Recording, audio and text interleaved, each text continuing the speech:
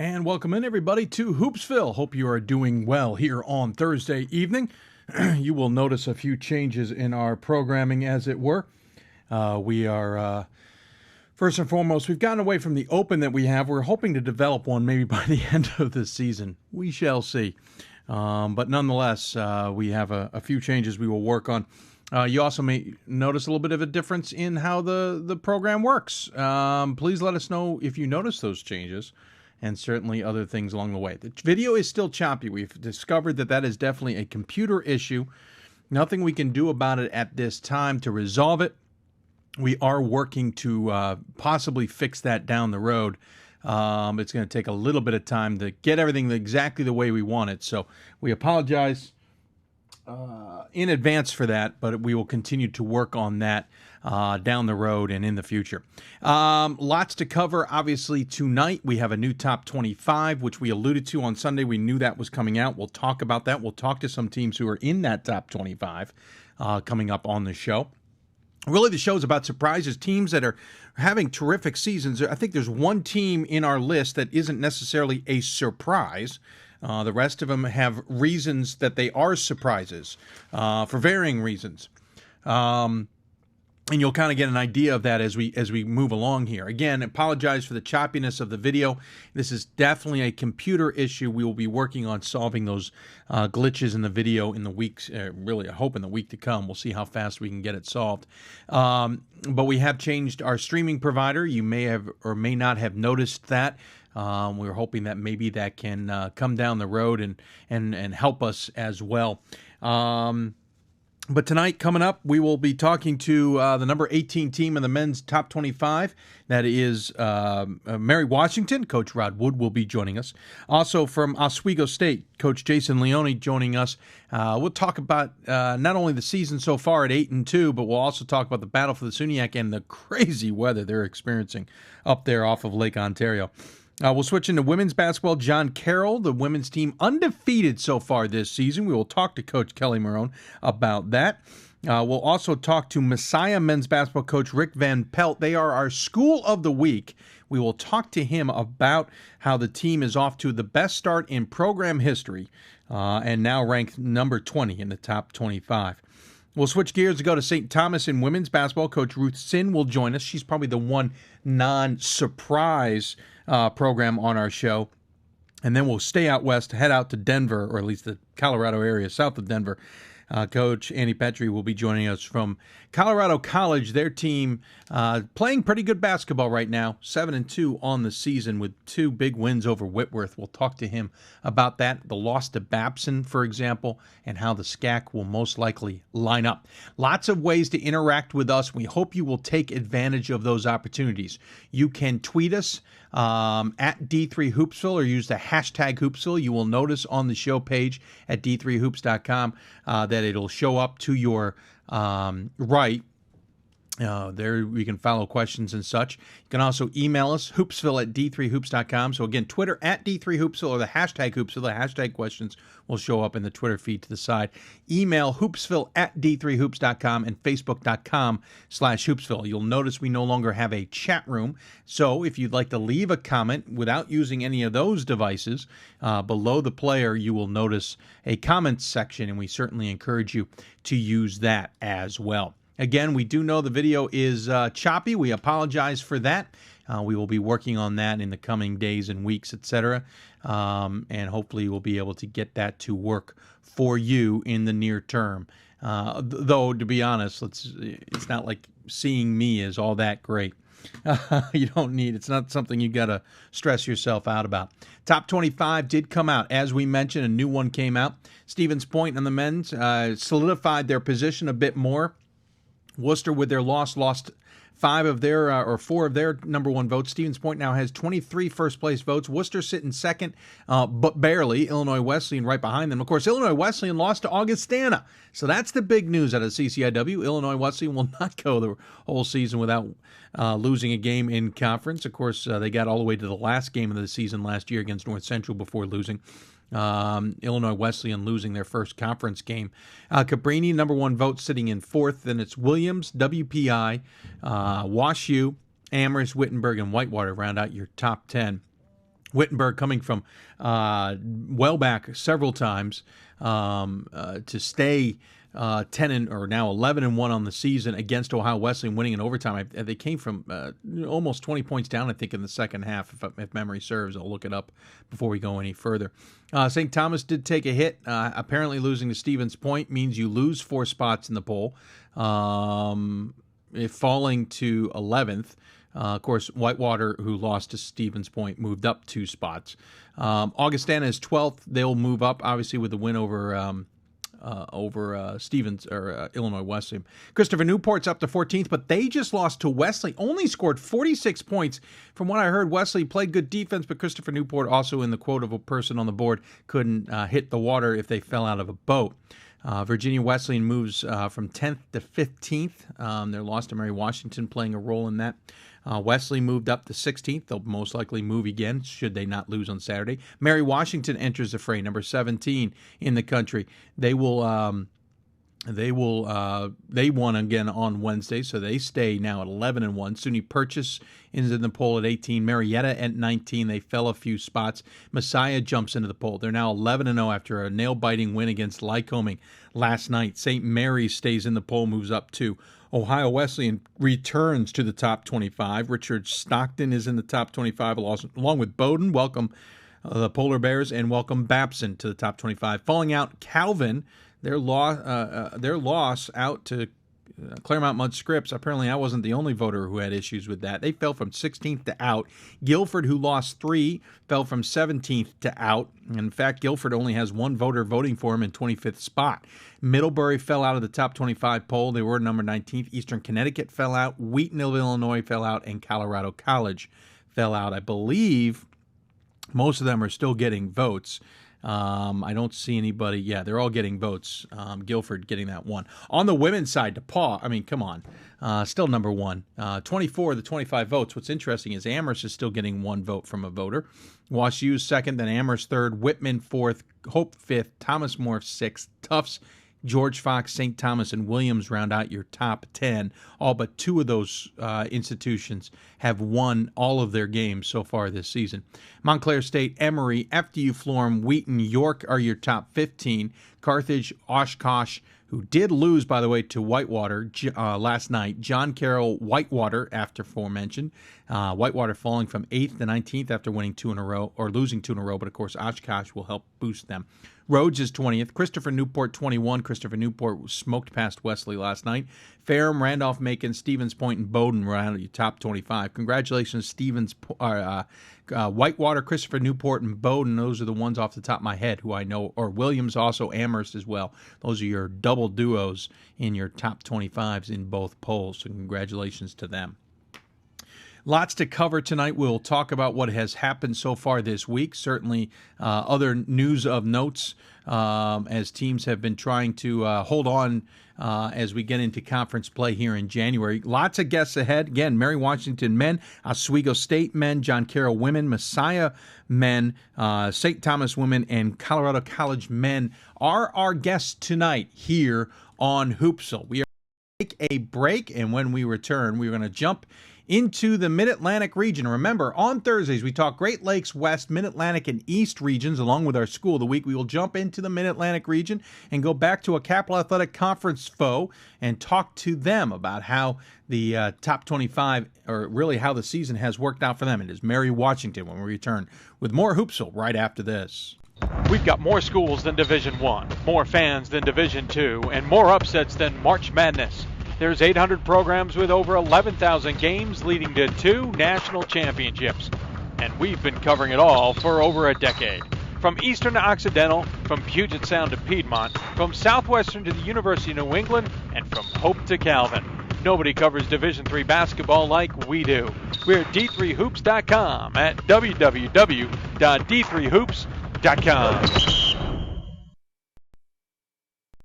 Division III schools offer academic scholarships instead of athletic scholarships. This really puts the focus that the student athlete needs to maintain that GPA. I did receive a non-athletic scholarship upon entering school. I got the presidential scholarship, which was huge for me. I think there's more opportunities for academic scholarships in Division III. A lot of people pick schools just based on the sport and don't get that experience. being a Division III athlete and developing my leadership skills has definitely put my name out there and helped me get more recognition on campus, but more recognition nationwide. I did win the Jostens Trophy, which is based on leadership, academics, and then how well you do on the court. I'm also the Schwartz Scholar of my class. Schwartz Scholarship is basically a scholarship that is given to a student who's identified as a likely leader. At the end of the day, it won't matter how they play on the field, it will matter how they do in the classroom.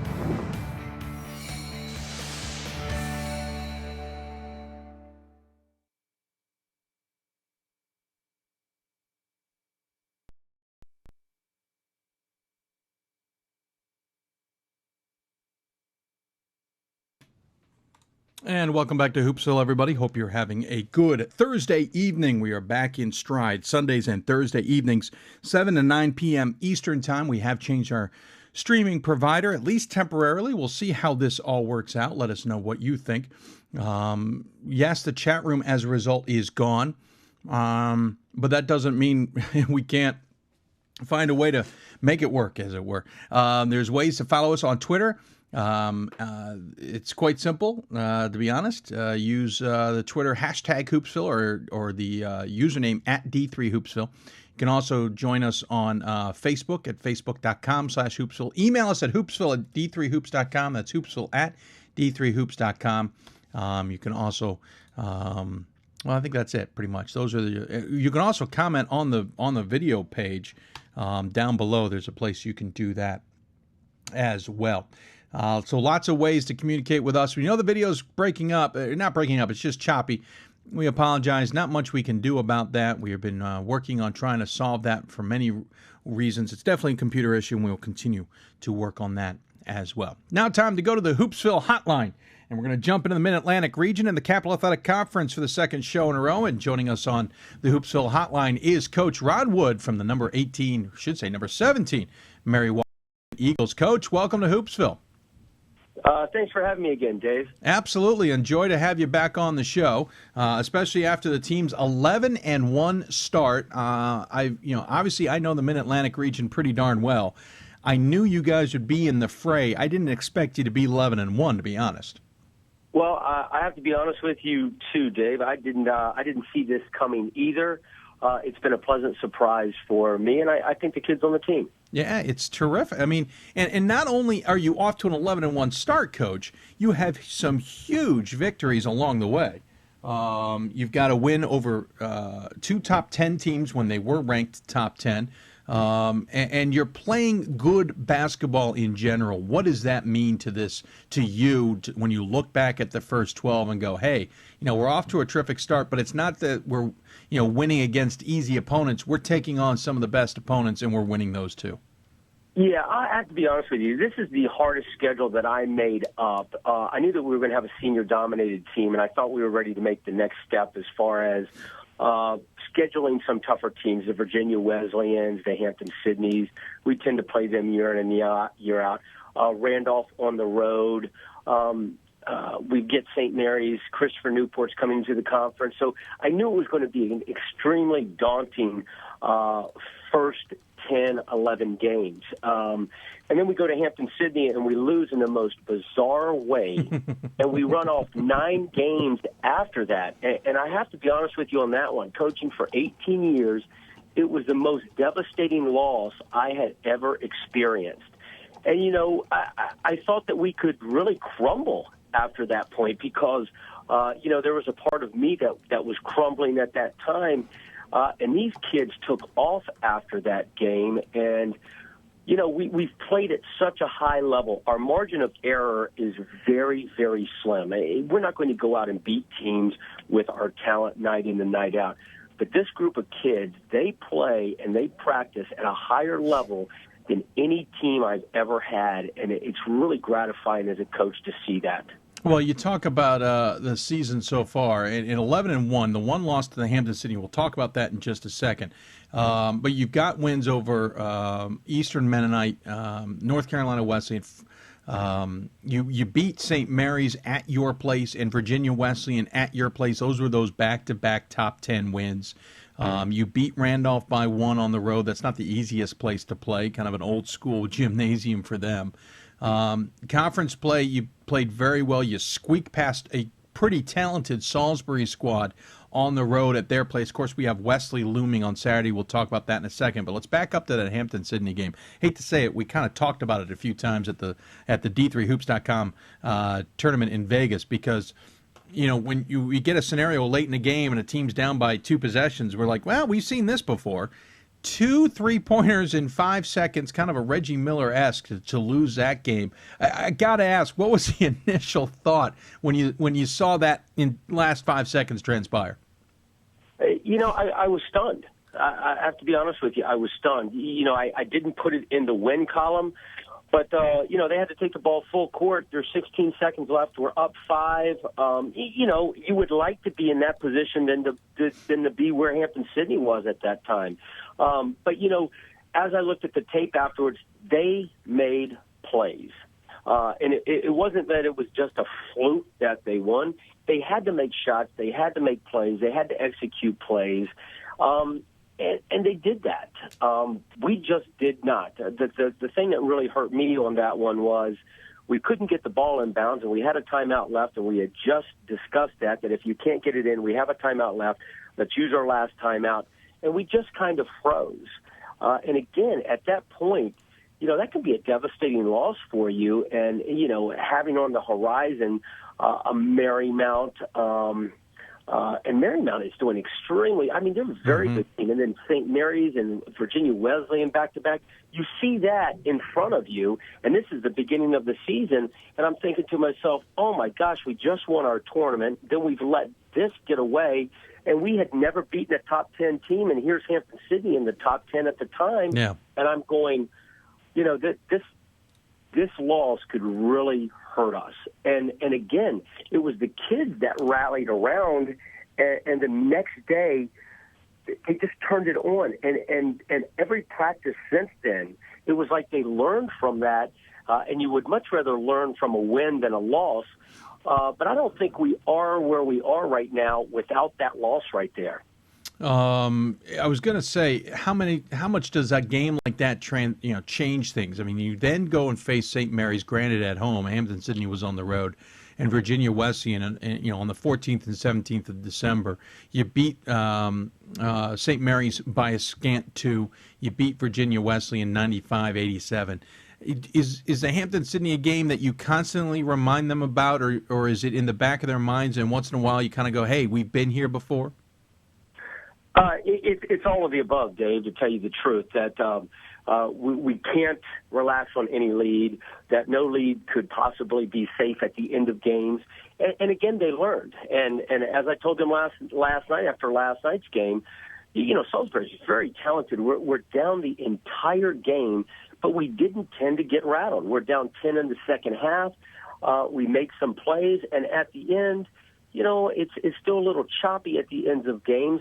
But these guys, you know, they have the intestinal fortitude now to fight through. They're a tough team, and like I said, they're fun to coach, and it's fun to go to practice with these guys. Heck, I have to cut my practices short now because I'm afraid that they're going to get hurt in practice.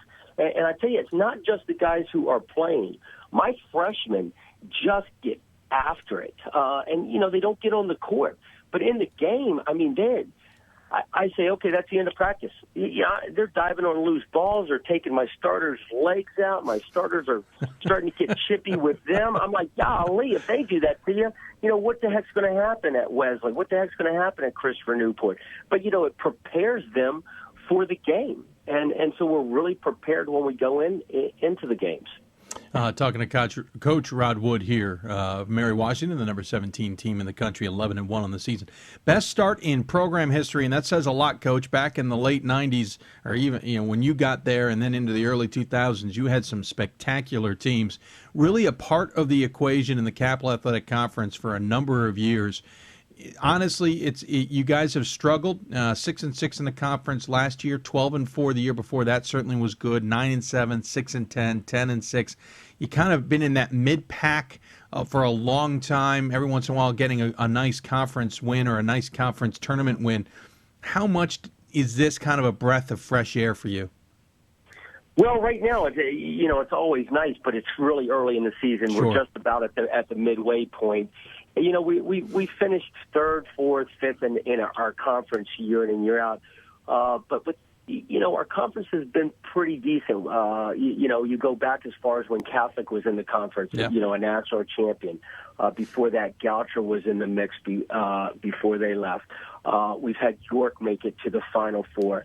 Our conference has been noted for having a lot of different people win our conferences, not just one. We got into the mix one year. Marymount has gotten into the mix one year when Chuck Brazil was there. St. Mary's has done extremely well over the past 5 or 6 years, and especially in the NCAA tournament the last several years. And then Wesley has taken off. Mm-hmm. Now you add Christopher Newport to it. You take the best team out of another conference and you throw it into yours. So right now we're in first place. But to tell you the truth, we could end up fifth. Right now I'm fighting for a top 6 spot because the top 6 Right. make it into the tournament. And until you get through the first go-around, you really don't know exactly where you're going to stack up. And, like I said, we were on the road last night at Salisbury. Very talented team. I don't think that the record is indicative of how good they are right now. We got a win up there. And, for the fruits of our labors, we get to go to Wesley, who just knocked off Christopher Newport. And whatever we do there, we get to play Christopher Newport.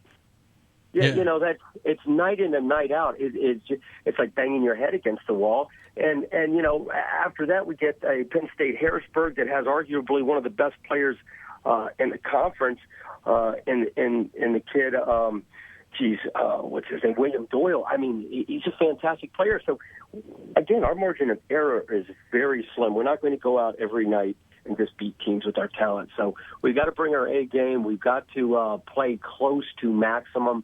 And, it's rewarding at the end, but it's very exhausting going through. So I can imagine how our kids feel. Talking to Coach Rod Wood here of Mary Washington, the Eagles 11-1, as we mentioned, 5-0 in the Capital Athletic Conference. On top of the conference, ahead of St. Mary's at 4-1, Wesley at 3-1, Christopher Newport 2-1. Then Marymount, Penn State, Harrisburg, a new addition as well. Salisbury, Southern Virginia, Frostburg, York round out your listings.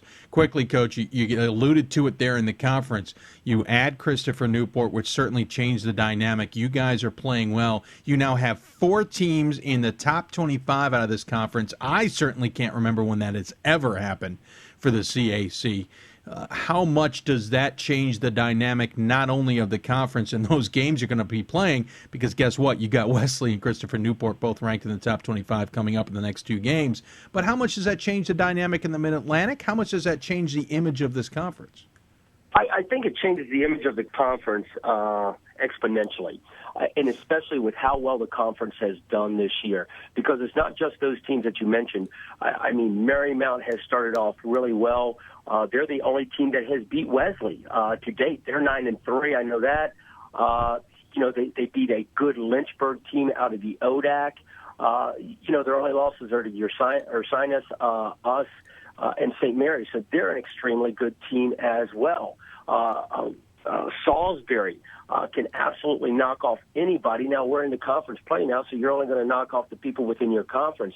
But our top 6 are competing with anybody at the top level in any other conference. So I think this year is really adding Christopher Newport and some teams like ourselves, Marymount, getting into the mix with St. Mary's and Wesley has really made us a 3, heck, dare I say, a 4-bid team this year if you can get to 18, 19 wins. Yeah, if you guys don't beat the heck out of each other too much. Yeah, and that's the thing. You can beat the heck out of each other, and then everybody's sitting at 19 wins. And do you get in that large bid if you don't win the conference tournament? And all of a sudden, you go into a conference tournament where the top 6 and 4 of the top 6 were in the top 20, and 2 of them can play with anybody else. So, it's really about making the tournament right now and then hopefully getting one of the top 2 seeds, because I think the top 2 seeds, at least right now on paper with what's been done, they get into the tournament. And so, we're really striving to do that. But,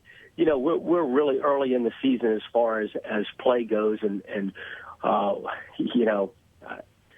it's just a tough road to hoe right now. Yeah, talking Mary Washington Eagles basketball here with Coach Rod Wood. Coach, let's talk about your team briefly. You mentioned that you've got 5 seniors on this squad, certainly loaded, as it were, in that department. And, of course, they're the ones who are leading the way right now. I think all of your top scorers, except for one, in Dejan Daniel, the sophomore, are in your top 5. You're led by Bradley Reister, 20 points a game, nearly 15 points a game from Dylan Farranet, 14 points again, Taylor Johnson. Those are your guys in double figures, and, of course, they're contributing in other ways in rebounding as well, all of them over 4.5 rebounds a game. And then you're getting contributions from Don Mora and Dejan Daniel, as I mentioned. Tell me about the makeup of this squad, besides just senior leadership. I've seen seniors on this team, and certainly go well, but there's always those role players that seem to step in at the right time for you as well. Yeah, you know, you're always going to mention the ones who are your top scorers, and Bradley is a fantastic player, averaging over 20 points a game. The nice thing about Bradley is, you know, he doesn't force really action. You know, he's got in the gym range. He's got a shooter's mentality where he forgets the last possession, regardless of whether it was good or bad, those types of things. But, you know, he's a monster on the boards. He can defend against anyone. You've got Dylan Farranet, that the kid goes as hard as anybody I've ever seen. He's a 6'2" post player that is a matchup nightmare because he goes out, he shoots 50% from the three, he can post you up. But then you add in, you know, everybody understands their role, and Bradley doesn't care whether he gets 8 or whether he gets 29. He just goes along. You have Taylor Johnson, who's just been, he goes as hard as Dylan Farranet. These kids go so hard, they hurt themselves, and they get little aches and pains, and I have to hold them back. You got a kid like Don Moore who says, you know what, I don't want to score. I want to give assists, and I want to get steals. We've thrown Dejan Daniel into the mix. And actually, Dejan, who played for Eastern Mennonite before, you know, he was one of their top players, and he's coming off the bench for us and now has started the last couple games because I want to reward some kids for hard work. And the kids that are ahead of them go, no, let's give him a chance.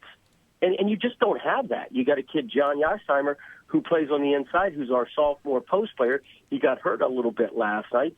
But the kid is just banging the boards, and last night he goes 3 for 4 in the first 10 minutes and gets 15 or 16 points in the first half, and he hasn't done that, and I've been begging him to do that. John, shoot the ball. John, you can shoot the three. And he passes that stuff up because he wants to give it to the other kids. And then you got a kid, Marcellus Holly, who's started some games for us at the point. I like to say that we have 7 starters, and I'd like to give them all chances to start. And the nice thing about this year's team is, and I think it bodes well for the future, is that we're able to play 3 freshmen some quality minutes. They're getting in every minute. They're getting quality minutes, and I'm adding a 4th one in. We gave him a little bit more last night. He's ready defensively. It's just offensively, he makes a few mistakes here or there, but he's getting better in practice every day. So I'm not afraid to go 4 deep as far as freshmen, which, again, they get quality minutes this year. They know what to work on over the off season, and they're ready for next year. So hopefully you don't get a drop-off in subsequent years. Wrapping things up here with Coach Rod Wood from the Mary Washington Eagles. Again, team is 11-1 overall. Best start in program history, 9 straight victories after the lone loss to Hampton-Sydney back in late November. And, of course, 5-0 in the Capital Athletic Conference. Coach, you've got Wesley on the road coming up. You've got Christopher Newport at home in conference play, which is significant to say, before you then go through another run before you kind of see all your main competitors back again in the likes of St. Mary's, Salisbury, Christopher Newport, and Wesley. How important are these 2 wins, or games, I should say, especially on the road at Wesley and especially against a new opponent in CNU? Well, I think anytime you can steal a win on the road, especially the first time through, it's real important, and especially in this conference this year with the tiebreaker formulas and that type of thing. I think that's real important if you can get one on the road. But I think right now you hold serve at home, you get a couple at on the road, especially against the teams that are on the top of the schedule at the time, and I think you'll be okay come tournament time. But you can't look past the next opponent on your schedule. If you do that, you know, a York steps up on you and knocks you down. A Marymount steps up on you. A Salisbury. You know, we haven't even faced a Southern Virginia or a Penn State Harrisburg. You know, so this will be the first time through for that. So It's kind of daunting. Old cliche, don't look past the next game. And I think we've done a good job of keeping our eye on the next appointment. But I think it's real important to try to get some of those wins on the road because it's something that it's hard to make up at the end for somebody else. Very good. Well, I appreciate you taking the time to join us here on Hoopsville, Coach. Congratulations on a terrific season. Looking forward to seeing at least and especially in the next two games where everything may transpire. As always, I give the coach the final word. Any final thoughts you want to share with those who may be tuning in? No, I really appreciate you having me on again, Dave. And I tell you, I listened to the show last week when you had John on from Christopher Newport.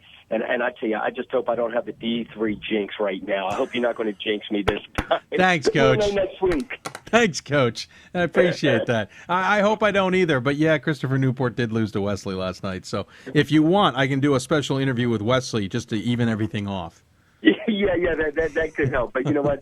There's nothing wrong with losing to those two schools because let me tell you, they are definitely top 20 schools, and they're going to be, I think, in the mix for the NCAA tournament and conference championship. Well, congratulations once again on the ranking. I believe the first time since 2003, if memory serves. 11-1 in the season. Congratulations, and we'll look forward to seeing you guys down the road and keeping track of you.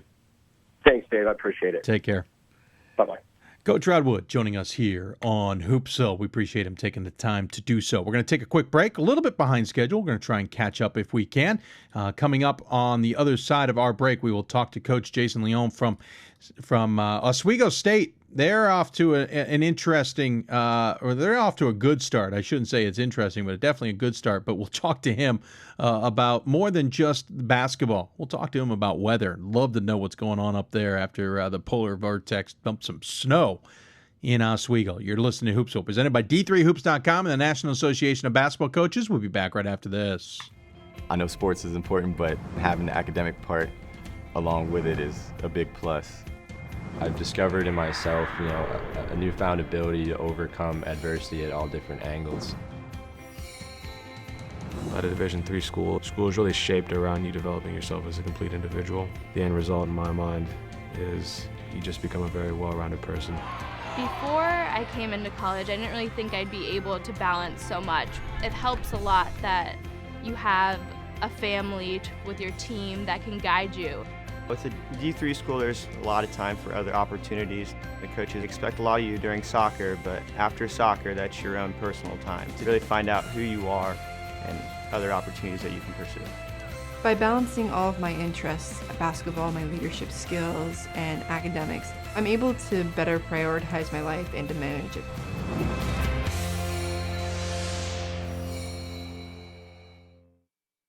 We've got more schools than Division I, more fans than Division II, and more upsets than March Madness. There's 800 programs with over 11,000 games leading to 2 national championships. And we've been covering it all for over a decade. From Eastern to Occidental, from Puget Sound to Piedmont, from Southwestern to the University of New England, and from Hope to Calvin. Nobody covers Division III basketball like we do. We're at D3Hoops.com at www.d3hoops.com.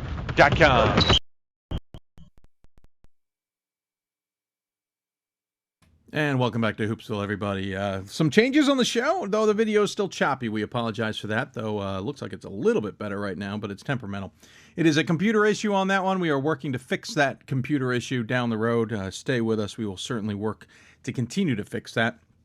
But in the meantime, if you have any questions for us or our guests, we have many ways to do so and communicate with us at Twitter, at D3Hoopsville, or the hashtag Hoopsville. You can also email us at hoopsville at D3Hoops.com. Go to Facebook at Facebook.com/Hoopsville. You'll notice on Twitter, by the way, if you're on the D3 Hoops page, alongside you will see where those tweets are popping up using the hashtag Hoopsville. That's where you can ask questions of our guests or ourselves. You can also email us, as I mentioned, on Facebook. Of course, on the show page as well as a comments section. You're welcome to use that as well if you'd like. As you notice, with our new setup, we no longer have a chat room. It's part of the growing pains of changing things. We hope you don't mind that. But please interact with us. We want to hear from you, and the best way to do so is interacting with us, as it were. We're going to jump back onto the Hoopsville hotline. We're going to jump into the SUNYAC and talk to Oswego State. And joining us on the Hoopsville hotline is their head coach, Jason Leone. Coach, as always, welcome into Hoopsville. Thanks for having me, Dave. I appreciate you taking the time to dig yourself out of wherever you were just to join us. It's first and foremost, season's off to a pretty darn good start. How do you feel it's gone at 8-2, though you obviously just took your first conference loss back on Tuesday? Feeling really good about things, Dave. We have a very young group this year. We have 13 players on the team, and 10 of them are freshmen and sophomores, and we've got 2 juniors and 1 senior. But the guys have really gotten a lot better. Where we were on October 15th compared to now, we're light years ahead of where I thought we would be after watching us practice the first 3 or 4 days this year. And that's attributed to our guys and my assistant coaches that have done a great job with player development, and we're excited. We've got a good young group, and not to mention we've had some good contributions from our juniors and seniors. 8-2 on the season, significant wins. A win over Ithaca, 99-73 early on. Granted, Ithaca a little depleted, but still a solid victory for you guys. A win over Hartwick, 71-69, again back in November. You guys actually squeezed in 5 games in November, which is pretty outstanding. And then you got into conference play and started working on that pretty nicely. Plattsburgh State and Potsdam State fell to you guys. And then you unfortunately took the loss to Oneonta State here back on Tuesday, as we mentioned. And by the way, Newman was your earlier loss back on the 16th of November. So you're 8-2, you're 2-1 in the conference, which puts you technically second now behind Buffalo State, tied with Cortland and Oneonta. What's this conference looking like this year? I mean, the one thing I know about the SUNYAC is any given year could be anybody's race. It could be anybody coming out on top. You go through the list of teams, and Buffalo State, yourselves, Cortland, Oneonta, Plattsburgh, New Paltz, Brockport, Geneseo, Fredonia, and Potsdam, I'd say 3/4 to 90% of them we're usually talking about winning the conference. There's no question. I agree with you, Dave. And right now we just finished, I think our last non-conference games were played earlier this week on Tuesday. And I think we finished, don't quote me on this, but as a league we finished by winning almost 2/3 of our non-conference games, if not 2/3. And just recently we had some great non-conference wins down in Florida by Plattsburgh State and Buffalo State. And, those are going to help our conferences overall strength of schedule. So, and this year is no different. Like you had mentioned, I think we have, there's probably 4 or 5 teams that are going to be right there in the mix, right down to that last weekend for the regular season title. And, it's going to be another one of those years. The last couple of years we've had a very dominant team in our league. Cortland was great last year. And then the year before, we had a nice year. And I don't know if I haven't seen everybody play yet, but, I think this is going to be a year where it's going to be anybody's race. It seems every year is anybody's race. How do you guys fit into this, though? 8-2 overall, as I mentioned, 2-1 in the conference. How do you guys fit in against the Buffalo States, the Cortland States, who's obviously a perennial power? Oneonta, who obviously just beat you guys, but there's talk about Plattsburgh at 7-2 as well. How do you guys fit into this conference? How is this conference going to shape up? Well, in terms of us, we're still kind of trying to figure that out. I told the guys, we lost in overtime the other night at Oneonta. Played very, very hard, and Oneonta made more plays and got more loose balls than us down the stretch, and that was the difference in the game. I think that right now we've won our 2 home games and we've lost our 1 road game, so kind of no blood yet, So I think you can start answering some of those questions about where we fit in once I think we're able to kind of see the rest of the league. And we're 3 games in. We got 15 more games to go. So, what we've kind of tried to focus with our team on at this point, given our youth, and is just that daily improvement concept. And, we really try to focus on ourselves rather than who we're playing. It's more kind of how we're playing. And that's kind of what we've focused on more than anything so far this year. So it's kind of hard to answer, where we fit into the mix, but I'm real pleased with where we're at. I think, as I said previously, we've gotten a lot better here over the course of the last couple months, and I just think we got to continue to improve and focus on things that way. So it's certainly going to be a tough race. There's no doubt about it. Talking to Coach Jason Leone from here, from Oswego State, and the Quakers are doing pretty darn well. Sorry, we got to love the phone ringing in the background. The Lakers, I should say, are doing pretty darn well. Off to a 8-2 start. Quickly about your team, got four guys in double figures, I should say. Daniel Ross over 19 points a game. Elijah McLaurin at Kyle Covley at over 10 points a game. Brian Sortino over 13 points a game. Rashawn Powell over 10 points a game. That's a lot of scoring from four guys. Certainly that's the key to the cog, as it were. But is there anybody else we're not realizing? Is there other contributors that don't show up in the stat sheet? Yeah, there's no question about it. It's really been a team effort. And, typically in our league, part of the formula that's for success, if you follow our league, is you got to have, I think, 4 or 5 guys on the court that can get you double figures every night. And so far we've had that, although the season's still young. And, you've got to have good guard play, and we certainly have had that thus far. We've, in addition to the 4 guys you mentioned that are scoring in double figures, some of our younger players who play the center position for us have made nice jumps this year. Mark Candelario, 6'9" sophomore for us, who didn't play too much for us last year in a reserve role, has really made a nice jump this year as a sophomore, and has proven to be someone who can be a shot blocker in the middle for us and anchor our defense, and he's really gotten to be a pretty physical presence on the glass for us on both ends as his scoring continues to come along. Larry Rivers and Jamel Mosley are 2 guys inside that have kind of, we've got a 3-headed monster there that I think is going to be good for us this year and down the road. 2 of those guys, Jamel's a freshman and Mark is a sophomore, as I mentioned. So those guys have been great.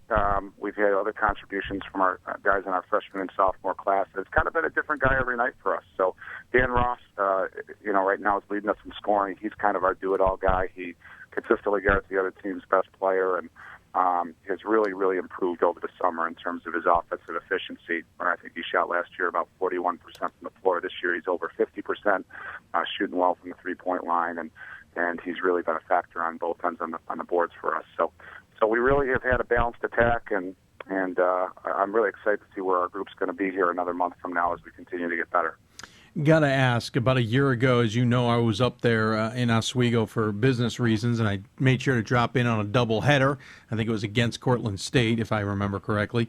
That's correct. And then got a chance to chat with you. There was certainly snow on the ground. I was a little disappointed there wasn't more. I was coming to the shores of Lake Ontario. I expected to see feet upon feet of snow. I saw quite a bit. I had some nice beverages at a quaint location across from the hotel. I had a good time. I've got to ask, though, what is going on there right now? The polar vortex with the winds. I know it was freezing cold for a few days, but then those winds coming off Lake Ontario. I know Watertown, just north of you guys, was expecting anywhere from 4 to 6.5 feet of snow. What happened? You guys survive? I even saw an NBC Nightly News live shot from downtown Oswego. Well, believe it or not, we did not get any snow in the city of Oswego. It was in the northern part of Oswego County. Now, first of all, before we get into this, Dave, being a big Jim Boeheim fan, I got to tell you, in Central New York, the best part about living in Central New York is the weather. Okay? Yes, absolutely. So as Coach Boeheim always says, for 9 months out of the year, it's the best weather in the country, and then the other 3 months it's basketball season. Yes. So that's our mantra up this way. But anyways, though, actually in the city of Oswego, we did not get one speck of snow. The winds were crazy. The northern part of Oswego County, as you just mentioned, got slammed, and then the areas in between Pulaski and Watertown, I think they got almost 5 feet of snow, if not 5 feet. So it fortunately did not affect us in terms of practices, game times, all that stuff. So we were fortunate, but it was not very far away from us. But I'm sure we might get our fair share of snow here before the end of the winter. But it hasn't been. We got some today. So just disappointing. Come on. I know. I wish I had more for you, but Don't make I don't. me have to drive to Watertown just to see something spectacular. If you can get there, I think you should go ahead and try that. That's so true. They closed down the portion of 81 North there for, I think it was about a 15-mile stretch where they just closed the highway down there back on, I think it was Monday when this whole thing started. Obviously, you haven't had that much snow, but how much does that affect? I mean, you guys have got to go in that direction sometimes to play an opponent. People have got to come to you. I mean, we've dabbled in it, but quickly, how much does the winter really affect things in the sense of practice, even because walking across some of those winds is pretty brutal, or getting to away games or opponents coming to play you guys? You know what? The one thing, in all seriousness, is that, and being a lifetime Central New York guy myself, they know how to take care of it around here. So, sure. I mean, I actually commute from Syracuse up to Oswego every day. Yeah, you're nuts, and by the way. On 481. No, it's not that bad. I don't mind the commute. The gas prices are what I mind, but the commute is not that bad. But it's actually they know how to take care of it. And to be honest with you, we never put obviously the student athletes' safety at risk. But we haven't, knock on wood, we haven't had any games postponed or anything like that. In the 3 years that I've been here. So well, you get those big wing plows out there plowing the road and pushing it back feet upon feet. It certainly is a different beast than in most places. You are asking the wrong guy, though. So, I mean, I lived in my coaching career. I lived in Potsdam, New York for 3 years, Erie, Pennsylvania for 4 years, and then now here in Syracuse for 3 years. And I grew up in Syracuse, so when I lived in Scranton, they used to postpone our games after like an inch on a weather forecast or an inch of snow, and I'm like, what? These people have no idea. You know? Yeah, so. Yeah. No, trust me. Growing up in Chicago and Maine, I'm all about a big snowstorm. We got back-to-back 30 inches here in 5 days in a few years ago in the Baltimore area. I was in heaven. Not many other people were, but yeah. Hey, well, I appreciate you taking the time to join us. And just do me a favor, find a way to have some snow. I mean, come on. We'll see what we can do. I'm sure. Granted, I know being right on the shore of the lake doesn't necessarily mean you get a lot of snow. It kind of skips over you. I know that whole meteorological thing. No, it's not crazy. But we get the wind is pretty crazy. I can only imagine what the wind was like earlier this week. I can only imagine. That was crazy. That was definitely crazy. So, but our guys really enjoy walking over to Laker for practice every day. I'm sure they do. Fun walk for them. So yeah. Anyway, but it's a good place. Well, thanks so much for joining us. Appreciate it. As you know, I always give the coach the final word. Any final thoughts you want to share before we sign you off? No, just want to thank you for having me on again. It's great exposure for our league and for our program, and we're really excited about our team here heading down the stretch. So we're real proud of what we got going on up here right now. Before I forget, I've forgotten for a year to tell you this story, and I'll sign you off on this. Okay. I went to your game a year ago against Cortland State. Great game. Yeah. Sitting in front of some people who certainly knew you and the team very well. Enjoyed hearing them converse about the game. It was wonderful. One person, you did something I don't remember. It turns out this was part of where one of the questions I asked you last year came from. Kind of had a comment under her breath of, oh, come on. Yeah, Jason, I was like, oh, that was interesting. Did not dawn on me until I put two and two together, you telling me where your wife had just traveled back from and et cetera, that I had been sitting in front of your wife and friends the entire game. I meant to tell you this. She was outstanding. She's got your number down.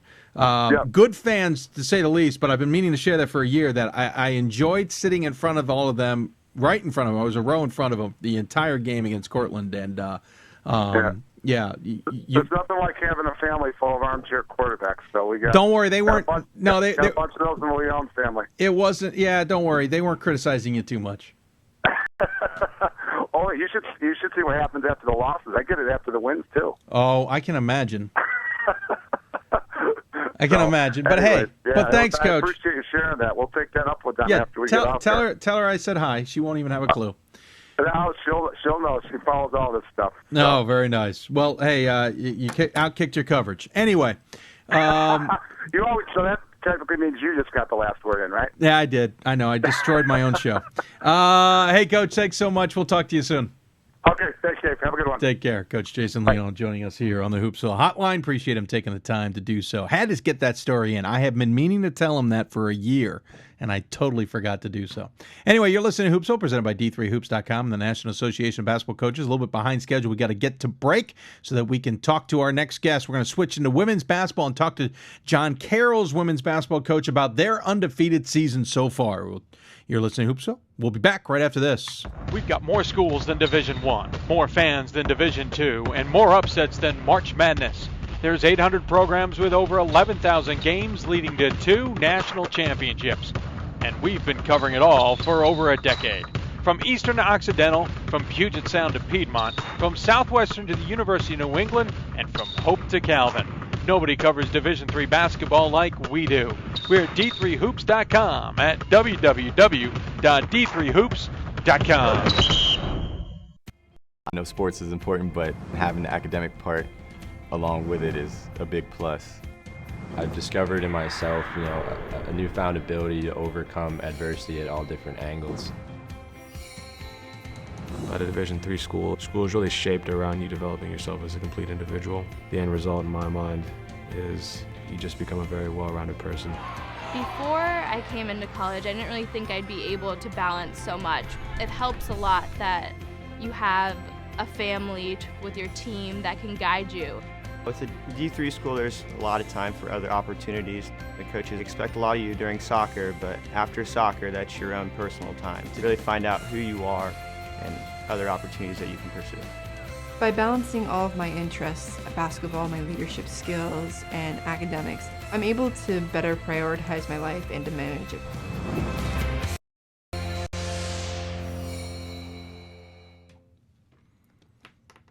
And welcome back to Hoopsville. We're covering lots tonight and a little bit behind schedule, but if you know the show well, we're always a little bit behind schedule.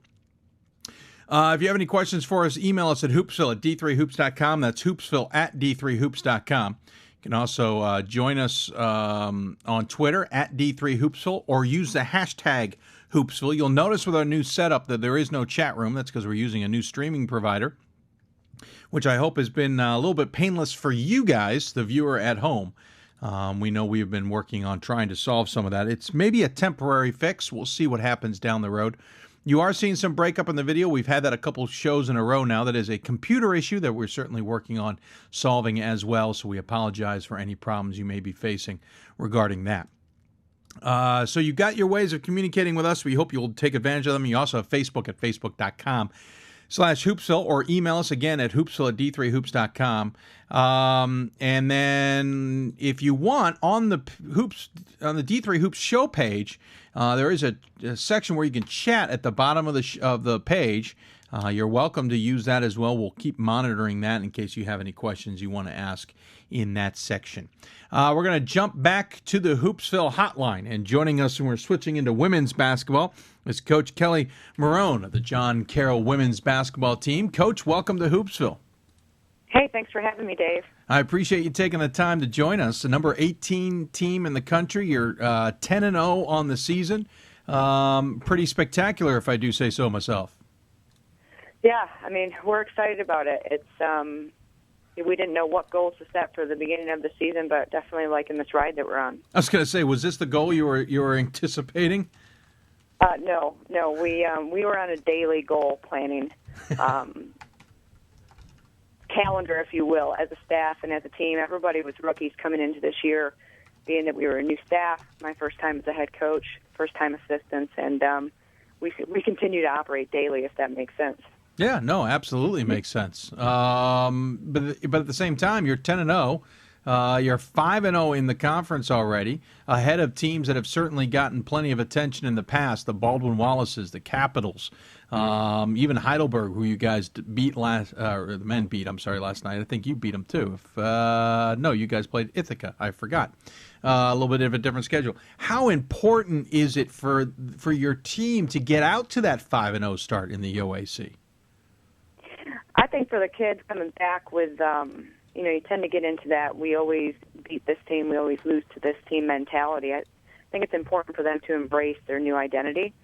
So it validated what they were doing with a new philosophy, a new staff, and I think it gave them some confidence, certainly. I'm talking to Kelly Marone here, the number 18 John Carroll team.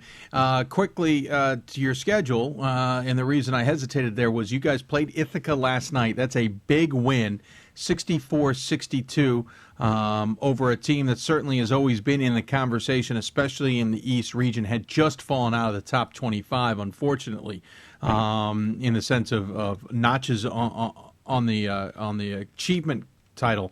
But you were supposed to play Medaille the night before that. You lose that game. What was the reason? Because I didn't get a chance to look up the official reason. Well, the official reason is always fun, especially when you're driving in it. Yes. But they shut down Interstate 90. We were on our way to Medaille. They shut it down. That's going to cause problems. Like a 7-foot snowdrift that our bus couldn't truck through, so we had to turn back. And then, yeah, that was one of the many things that happened on our grand journey to Medaille and Ithaca. It's quite a story, and I won't bore you with it, but that's all right. Certainly. You want to hear it? This Sure. is a good one. Go for it. Okay. So we turned back around from Medaille. We leave for Ithaca the next day. Took us around 7 hours to get there, and we like to keep things competitive with our girls. So we leave our restaurant choice up for competition, and we play a game of catchphrase versus upperclassmen and underclassmen. Of course, the upperclassmen, when they pick the restaurant, we order the food on a noisy bus. Hard enough as it is. Restaurant calls back and says, "You know what? We just closed the restaurant. Water main just broke. You're going to have to pick a different one." Oh, jeez. Feather in the cap for the trip, but adversity to say the least, and then to try and play Ithaca at home. Dan Raymond's a great coach. That team is wonderful, and we were happy to get out of there with a win. It was really big for our kids. Did you have to play a whole other game to choose another food item? No. We let it go at that and just declared that rank was going to matter, and our GA just said, "That's it, I'm picking." Smart GA, learning quickly. Well, are you worried that losing that game against Medaille could hurt a little bit just because you don't get SOS, you don't get the full allotment of games, or is it just one of those where you chalk it up to that happens in the season and you move on? Well, it does happen, and I didn't have a full schedule when I was hired, but we are looking to reschedule the Medaille game. I haven't worked that out with Pete yet, but we certainly want to play as much as we can. Yeah, I can imagine. Playing as many games as possible to help you guys out is certainly the most important. That you hinted at it there. You're in your first season here at John Carroll. Certainly makes the 10-0 start even more impressive. But what's the transition been like for you getting into this job and not only kind of transitioning into that, but taking over a program that certainly is in the middle of a hotbed of basketball? Yeah, well, I make a lot of mistakes daily, and try to learn from them daily and not make the same mistake twice. But it's been fun. It's a different experience. I feel like I've worked. This is my 10th year, and I've worked for 4 different women in the business that had all different philosophies, and I've just got a smorgasbord of what worked and what I wanted to throw into my first gig here, and I'm trying to have fun with it and just go with the flow and control what I can control. I was going to say, this is your first head coaching job. You've had assistant coaching opportunities at Buffalo and Davidson, Rhode Island, along with William and Mary. So certainly you've seen plenty of basketball in your days. And even certainly a lot of experience at Davidson College. What do you take from each of those experiences? What are you trying to tap into the most? I think the biggest parallel between certainly William and Mary and Davidson is the academics here at John Carroll and recruiting that type of athlete. I love that focus. They're already disciplined in the classroom, so you're going to get a disciplined mind when they're on the court. Yeah. And they're just focused individuals, and they want to be successful. So that's a great thing. A little bit of everything. I had one coach that was a great tactician, another one that had great quick hitters, and I don't know. I guess I just like driving up and down the East Coast and finding new philosophies and being a part of different conferences. That's the one thing I'll say that's been great. Every conference I've been in has had a different personality. Mm-hmm. And I think the biggest thing I've tried to take into this year is being willing to adjust on a daily basis, whether it's in practice, if I like a certain offense and we're not running it right, we're switching it. Whatever works for our kids, whatever works for our staff, and again, trying to keep it simple and take care of the things that we can. Of course, you played at South Carolina, playing for the Lady Gamecocks. You were an SEC, in the SEC, I should say. Of course, we get a question on Twitter from Amy who says, how much has your SEC experience, especially as a top player in that conference, helped to get your players to work hard? I think the SEC, it's a bloodbath every day. You have to be ultra competitive in everything that you do. And, Alicia Manning played at Tennessee. She's an assistant on my staff, and Chanel Murchison played at William & Mary, another great D1 school. And the staff is really competitive, but better than that, our kids are really competitive. So collectively, I think we push each other daily and have a respect for one another's resiliency to keep raising the bar. But certainly my foundation of what it takes to be successful from, kind of start to finish was the beginning at South Carolina. We definitely weren't, I think we were at the bottom of the conference when I got there, and then had a great run to the Elite Eight, and that's a fun story. My teammates and I still talk about it. Oh, I'm sure. I mean, Elite Eight in 2002 with a 25-7 record, and then you guys finished sixth in that season ranked.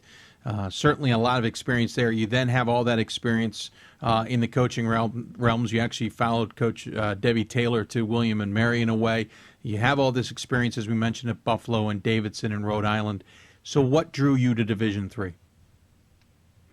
I don't know that it was Division III as much as it was the opportunity. Like you said, you pick a school that aligns with your philosophies, an administration that aligns with your philosophies. I knew Lori Massa from being the senior women's administrator at South Carolina when I played. And like you said, this is a hotbed for women's basketball, and the opportunity is here. And they certainly were returning a cast of players that could be successful. As you see, Missy Spahar is fantastic.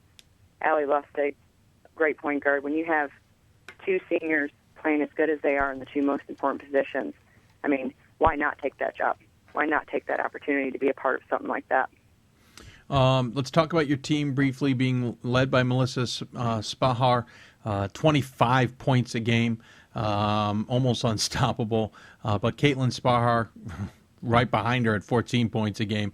No surprise there. Beth Switzler, 11-plus points a game. You're even getting contributions from Emily Taylor and Allison Lustig. You've certainly got your two keys there in the Spahars, but you've got others who are finding ways to contribute. What's the makeup of this team? Is it a two-headed monster and everybody else, or is there intricacies about this program that makes them tough to beat? What makes them tough to beat is they're selfless. I don't think anybody would care if one player scored all of the points as long as they got a win. Like I said, they're competitive kids, and Missy Spahar being the most competitive of them all. She pushes herself individually. She challenges her teammates daily, and she keeps raising the bar. We never want our kids to be out working our staff, so she's making us work extra hard. I think I'm going more gray earlier in age than I would like to because of her. But yeah, I mean, they just do the right things, and they're focused, and they want to have success on a daily basis. And we talk about winning every day, and we've had, they tease me, Coach, all we do is practice. Yeah, we've had 50-plus practices, and we've played 10 games. But we try to keep them fun, and I said, well, you're not doing too bad practicing as much as we are, and they kind of quiet down about it. But, there's a lot of humor, a lot of laughter. We have great leadership, and we're only going to be as good. Any team's only as good as their internal leadership. Missy, Beth, Megan Weber, and Allie are all of our captains, and they lead the charge. We follow them. I'm quite sure the OAC is thrilled to see Missy disappear. They're fearful, though, that Caitlin, her sister, is right behind her as a freshman, already second on the team in scoring. I know you're new to the conference and all, but when you look at this OAC and you look at the Baldwin-Wallace teams and the Capital teams and Ohio Northern and Mount Union, some of these teams have carried the mantle of the OAC over the last few years. How do you guys prepare? What do you expect from this conference, especially in your first year? A battle every game, every single game. I try and follow the people that have been successful. Capital, BW, Ohio Northern, all three coaches. Capital took on Thomas More and Hope this year. BW had Tufts. Ohio Northern played Wisconsin Whitewater. One of the reasons why I wanted to play Ithaca. Mm-hmm. You just challenge your teams and try and imitate those that have been there and done that and been successful. And we have fantastic coaches throughout the league. I expect a battle day in, day out, and we play each other twice. So from what I've heard, it's a seesaw battle all the time. And you look at, like, Wilmington got beat by BW and Capital, and then Capital gets beat by Mount Union, and it's just back and forth and back and forth. So any given day, any time in the OAC, you just got to be ready. Well, I appreciate you taking the time to join us. I actually saw that Ohio Northern game against Whitewater in person, and that was a heck of a scrappy win for Ohio Northern. So you've got Wilmington first on the at home, I should say, then on the road against Baldwin Wallace and Marietta before, then Ohio Northern and Mount Union, and that rounds out your January. I appreciate you taking the time to join us. Certainly looking forward to watching the Blue Streaks as we continue on the season. A tradition on our show is we always give the guests the final word. Any final thoughts you want to share with those who may be tuning in? No, just keep supporting D3 Hoops and D3 Hoops Save. It was great talking with you, and hope to do it again. Well, thank you. I certainly will keep an eye. Hopefully we're talking to you when it comes to NCAA tournament time. That's always fun. To talk to coaches then in a couple of months. Good luck the rest of the way. Congratulations on the start of the season. Welcome to Division III, as it were, and we'll look forward to chatting with you down the road. Great. Thanks so much. Have a good night. You too. Take care. Okay. Bye. Bye. Coach Marone joining us here on Hoopsville. John Carroll Blue Streaks. Again, the women's team 10-0 on the season, 5-0 in a tough conference. It's very interesting to see how they will do as we continue on into the season. But thank you for those who asked us questions, and thanks, Coach, for joining us. A little bit behind, so we're going to take a quick break. When we come back, it's going to be time for our School of the Week, and that means plenty of fun, at least for me, and hopefully for you as well. You're listening to Hoopsville, presented by D3Hoops.com and the National Association of Basketball Coaches. We'll be back right after this. Division III schools offer academic scholarships instead of athletic scholarships. This really puts the focus that the student athlete needs to maintain that GPA. I did receive a non-athletic scholarship upon entering school. I got the presidential scholarship, which was huge for me. I think there's more opportunities for academic scholarships in Division III. A lot of people pick schools just based on the sport and don't get that experience. Being a Division III athlete and developing my leadership skills has definitely put my name out there and helped me get more recognition on campus, but more recognition nationwide. I did win the Jostens Trophy, which is based on leadership, academics, and then how well you do on the court. I'm also the Schwartz Scholar of my class. Schwartz Scholarship is basically a scholarship that is given to a student who's identified as a likely leader. At the end of the day, it won't matter how they play on the field, it will matter how they do in the classroom.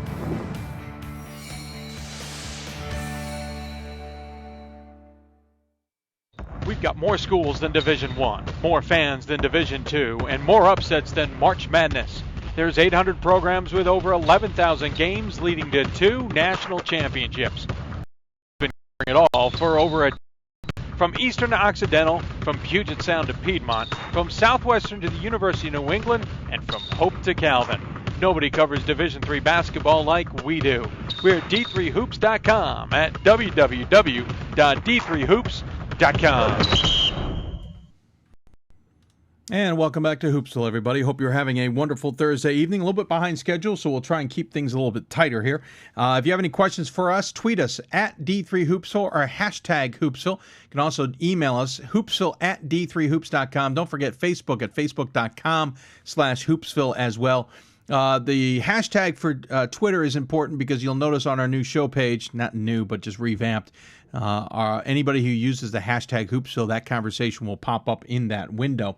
Also, don't forget email. That is a way we can interact with us. We do not anymore have a chat room, or at least temporarily we don't have a chat room. We may find ways of finding that out in the future, but for now we don't have that. So this is how you interact with us. Twitter, Facebook, email, or on the show page, you can go into the comments section. Feel free to send a comment in there. We'll keep track of there. So if you have any questions for ourselves and or our guests, please don't hesitate to ask those questions. Now, time for our first of the week for this season. We're going to jump back in the Mid-Atlantic region, and we're going to talk to the number 20 men's basketball team in the country, and that is the Messiah Falcons. And Coach Rick Van Pelt joining us on the Hoopsville Hotline. Coach, welcome to Hoopsville. Thanks, Dave. It's good to be with you. I appreciate you taking the time to join us. First and foremost, 12-0 on the season. The team is off to a terrific start. But did you even expect this start? Well, I think you always dream going into a season to have a start like this, and we felt really good about our team. But we knew we had some really solid teams on the schedule, especially as we got into league play. And so I would say that pleasantly surprised that we're 12-0. Let me actually correct myself. It's 11-0. I apparently have been adding numbers to your record. If you want, you've already beaten Alvernia on Saturday. I like the sound of 12-0. Yeah, you got to beat Alvernia on Saturday. Of course, you start the season out of conference, win over. Certainly looked pretty good. Then you got into conference with a win over Albright, who's struggling this season. Win over Lebanon Valley.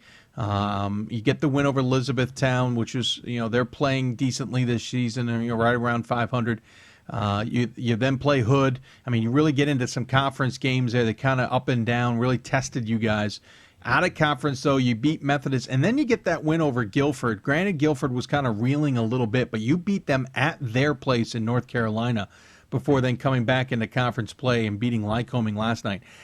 Tell us about that win over Guilford, because I think a lot of people took of that. It might have been Guilford's third in a row, but the fact you guys beat them at their place, I think maybe resonated a little bit with voters. Yeah, well, I mean, it definitely was a nice win for us because, I mean, they're a very solid team.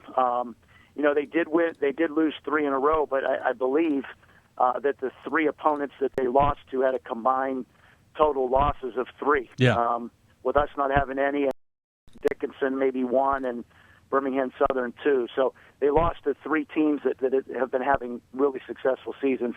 They're a good team, and it was a nice win for us because we were at the end of our Christmas break trip, living out of hotel rooms and eating out every meal, and the trip was definitely getting long at that point. We had a lot of fun things on the trip, but I was really proud of our guys because I thought it could be a game that we could come out a little bit flat. And the one thing with this team that we have at Messiah this year is I haven't found that we haven't had those games where we come out a little bit flat, which happens from time to time. And I think that comes with great senior leadership and there's a lot of confidence on the team this year.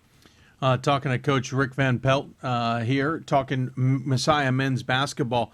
This senior squad, 5 guys on this squad are seniors, certainly helping to lead the way. So going through conference schedule, but also this holiday break, as you point out, is important. Tell us a little bit about the makeup of these 5 seniors that you guys have. Yeah, well, I mean, it's not only are they talented guys. They've put a lot of time and effort into the program, and they have a lot of pride. I think a lot of them are, they understand they're kind of living like they're dying. I mean, every day makes their basketball careers come into focus, that they see it's coming to an end, and so it kind of gives them that extra motivation. And it's just a really, really good group of guys that's put a lot of time into the program. It means a lot to them. Of course, the Lycoming game was a nail-biter. Of course, probably expected that from a Lycoming squad who's always in the conversation. You're really in the meat of this schedule right now because you have Lycoming, who you just beat. You'll play Alvernia, who is certainly, after last year, everyone's got high expectations of. You're then on the Stevenson next Wednesday, before Arcadia, Widener, Hood, and Elizabethtown to round out the month. You kind of got a meat grinder right here in these 3. Sure, we sure do, and it just doesn't get any easier every time you play a game and you kind of come back in, regroup, and start to get ready for the next one. It's you're right back at it. You look at it, it's going to be a tough game. And we certainly know that Saturday is going to be a great game with Alvernia, a tremendous team, well coached. Dan from a 95, or I should say an 05 Messiah alum, asked the question back to your senior leadership, wondering if the senior-led team has factored into those winning close games. Yeah, definitely, and it's been their production on the court, but it's also been the way they've brought along the younger guys. We've got a really talented sophomore class that's really starting to turn the corner in just their comfort level on the court, and they've stepped up, and there's been a couple where they've played really big for us. Some of them off the bench, and have helped us, and it's been the seniors that have allowed them to be able to do that, and really given them confidence. Team chemistry is so important, and your seniors really dictate what your team chemistry is going to be like. If anyone's curious about scoring on this team, Brad Boland, nearly 20 points a game. Taylor Groff, over nearly 15 points a game. Over 12 points for David Fernandez and over 10 for Zach Hoy. Those are your four in double figures leading the way. The other question I got from Dan was, what's the impact from the assistant coaches or coaches bringing to this team? We've got Mark Seidenberg's his second year with me. And then Jordan Martz is a graduate assistant. This is his first year. So, we started off the year pretty young as a coaching staff as far as our experience together.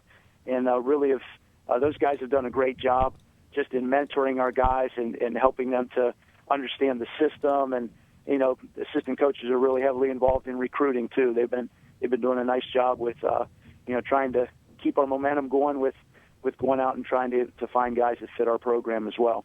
You are our school of the week, so we're going to have a little bit of fun with you here, if you don't mind. By the way, I should mention the best start in Messiah school history, if I'm not mistaken, or at least program history. So we want to congratulate you on that, because that's pretty impressive at 11-0. 11-0. Now, I'm not jumping the gun just yet at 12-0. I apparently did that earlier. We'll cut that off. But if you don't mind, our school of the week, we always have a little bit of fun. 5 questions that we ask you that are related to either the school, the athletics department, or the program primarily. So if you don't mind, I'd love to ask you these questions and see how you do. Okay, sounds good. All right, hopefully I do okay. Yeah, hopefully. Well, I will admit that they start easy and they get a little bit more challenging as we go along. Okay. But I have faith. No pun intended, actually, now that I think about that. Speaking of which, because the first question is, what church originally founded Messiah College? It was founded by the Brethren in Christ Church. Yes, it was. And by the way, the original name was Messiah Bible School and Missionary Training Home, founded in the early 1900s. I was not familiar with Messiah, very similar to Wheaton of Illinois, Hope and Calvin and the like, a very Christian-based organization. Yep. What is the name of the tradition that celebrates a student becoming engaged to marry? Ring by Spring? Well, that's an interesting rhyme, but from what I learned, it's called creeking. Apparently, the person who gets engaged is thrown in the Yellow Breeches Creek. Okay. That's what didn't happen to me, but we actually have 2 guys on our team that are engaged, so that sounds like a fun thing that maybe we can do to them. You should have done that earlier this week. That would have been outstanding to see them freeze. No, I'm just kidding. All right, so hopefully some of these will free up for you. So far, 1 out of 2. How many? Listen carefully. How many Division III national championships have Messiah won? Oh man, they keep adding to them. I know. Let's go with 15. 15. All right, close. It's 16. If anyone's kind of screaming at me going, we've won more than that, well, actually, in total, it's 18, but 2 of those came in the NSCCA, or I can't remember, NCCA. I'm going to screw it up. But Division III, it's 16. Men's soccer winning 10, having just won one this year overall. 5 for the women's soccer program and 1 for the women's softball program. Also, Messiah, the only school ever to win both men's and women's titles in the same year, and they've done it 4 times. That's just ridiculous. Yeah. Who has scored the most points in Falcons men's basketball history? That would be Brian Hoyt. You are right. Class of 79, 2,037 points. And then finally, let's see, how do I want to ask this question? I'm going to do it this way. There are 4 members of the Hall of Honor that are part of the men's basketball program. Can you name them? Oh, man. Bob Vanderhoff. Mm-hmm. Mike Shaker. Mm-hmm. Oh, man. Can you give me a hint? One of them was a classmate of Vanderhoff's, 2 years ahead of him.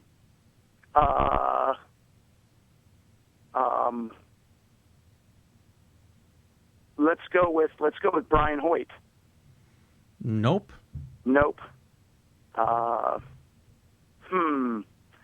You've stumped me on the last 2.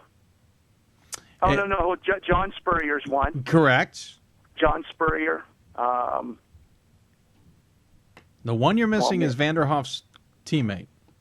2 years ahead of him. He's also, I think, still the only player who has 1,000 points, 500 rebounds, 600 assists while playing in 100 games at Messiah.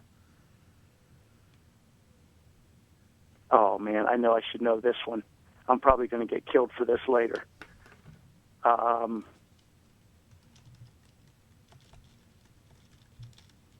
don't know. Lou Engel. Yeah, and that was during my time at Messiah. Yes, I know. Yeah.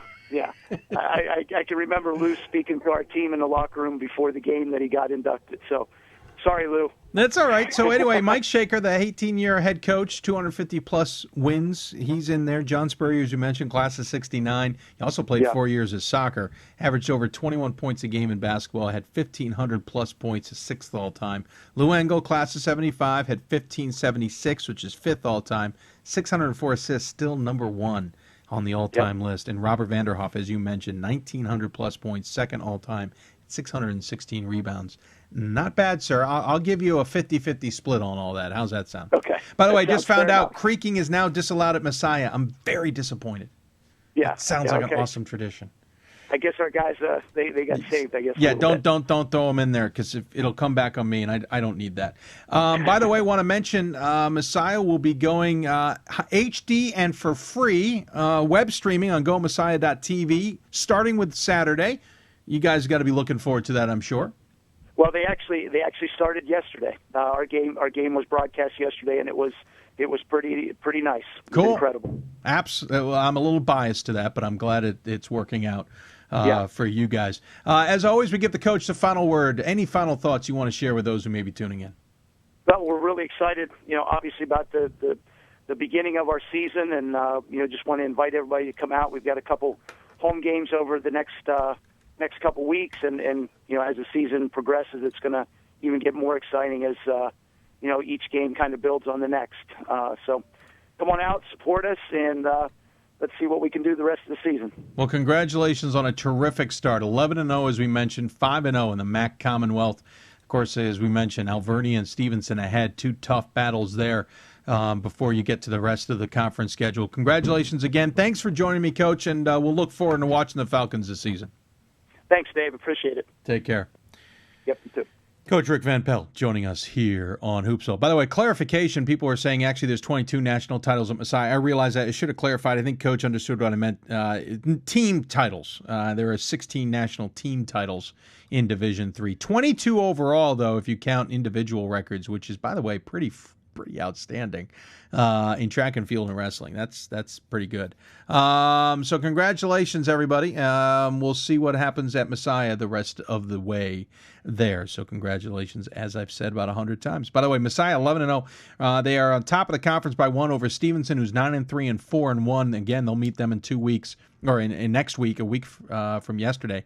And of course, they play Alvernia on Saturday. That game facing Alvernia 8-4. 3-2. By the way, you should not forget while we're at it that the Messiah women's basketball team is certainly playing well this season as well. 7-5 in a tough conference, 3-2 in the conference so far, but they have taken on some tough opponents, the likes of Johns Hopkins, Lebanon Valley, and so forth. And so the Messiah women's basketball team, another one to keep an eye out on. Going to take a break. When we come back, we're going to jump back into women's basketball. We're going to talk to St. Thomas's women's basketball coach about how their season is going. Of course, they're not much of a surprise where they are, but they're still worth talking to. You're listening to Hoopsville, presented by D3 Hoops and the National Association of Basketball Coaches. We'll be back right after this. Division III allows you to be able to give yourself to other things. Not even just participate in them, but really get involved with them if you want to. There's a lot of interaction. It's not just sitting back, taking notes. You're actually doing hands-on things and better preparing yourself for your major. Choosing a Division III school, I've had the opportunity to develop my leadership skills and to be more involved on campus. Division III in athletics, affords students the opportunity not only to participate in intercollegiate athletics at a competitive level, but also gives them the opportunity to, engage in the other interests in their campus and in their lives outside of that sport and outside of the academics on the campus. And to have opportunity to have time to join clubs and being able to play basketball, it allows you to just be able to do everything you want to do. I wouldn't change it for the world.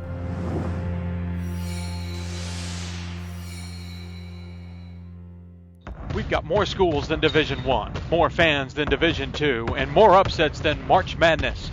There's 800 programs with over 11,000 games leading to 2 national championships. And we've been covering it all for over a decade. From Eastern to Occidental, from Puget Sound to Piedmont, from Southwestern to the University of New England, and from Hope to Calvin. Nobody covers Division III basketball like we do. We're at d3hoops.com at www.d3hoops.com. Schools offer academic scholarships instead of athletic scholarships. This really puts the focus that the student athlete needs to maintain that GPA. I did receive a non-athletic scholarship upon entering school. I got the presidential scholarship, which was huge for me. I think there's more opportunities for academic scholarships in Division III. A lot of people pick schools just based on the sport and don't get that experience. Being a Division III athlete and developing my leadership skills has definitely put my name out there and helped me get more recognition on campus, but more recognition nationwide. I did win the Jostens Trophy, which is based on leadership, academics, and then how well you do on the court. I'm also the Schwartz Scholar of my class. Schwartz Scholarship is basically a scholarship that is given to a student who's identified as a likely leader. At the end of the day, it won't matter how they play on the field, it will matter how they do in the classroom.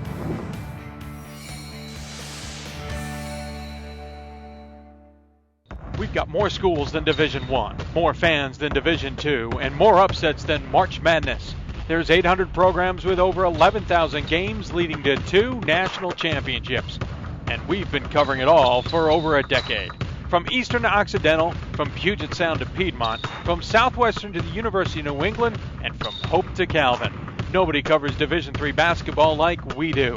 We're at d3hoops.com at www.d3hoops.com. Division III allows you to be able to give yourself to other things. Not even just participate in them, but really get involved with them if you want to. There's a lot of interaction. It's not just sitting back, taking notes.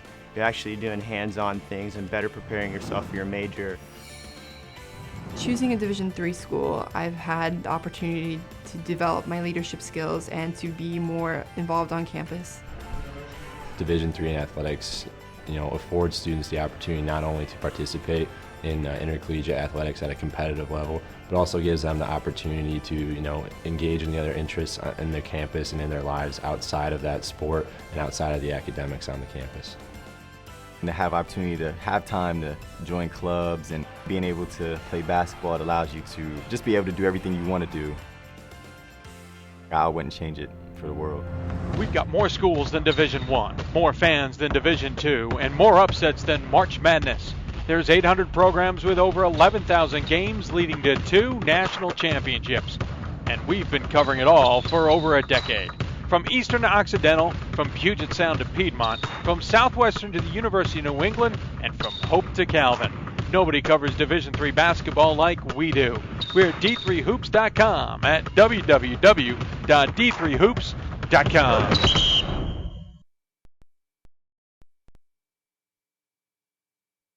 And welcome back to Hoopsville, everybody. Hope you're having a good evening. We're about to talk to Coach Ruth Sin from St. Thomas. But before we do that, first and foremost, don't know if you've noticed, but we have a new streaming provider this show. We're probably, maybe a temporary fix. We're not sure. We'll see what happens as we move down the road. But we hope you will enjoy at least the breaks that has resulted in. If not, if you don't notice it, no big deal. But if you do notice it, great. Also, as a result, we don't have the chat room alongside on our show page. So here's the ways you can interact with us. Twitter at D3Hoopsville or hashtag Hoopsville. Also, email hoopsville@d3hoops.com or facebook.com/Hoopsville. Those are the ways you can interact with the show. You can also message us right there on the show page. If you'll notice, there's a comment section at the bottom. If you want to put comments in there, you are welcome to do so. We will try and get to your questions if you have any for our guests or for ourselves in those manners. We're now to the Hoopsville hotline, and joining us there, Coach Ruth Sin from the St. Thomas Tommies, women's basketball team number 9 in the country at 9-1 on the season. Coach, welcome to Hoopsville. Thanks for having me. Appreciate you taking the time. I know every coach is busy this time of year, and of course, the Tommies off to a terrific start yet again. This show has been full of teams that have been surprises, except I would say for you guys. I think everybody expected another good season from you. 7-0 in a conference, off to a pretty good start there as well. Obviously, only 3 games out of conference. You lost to Whitman to start the season. Responded with a win against Whitworth, those games coming back-to-back. Then you get a win over Stevens Point. Those all to start the season. That's a heck of a good way to start on a pretty tough schedule.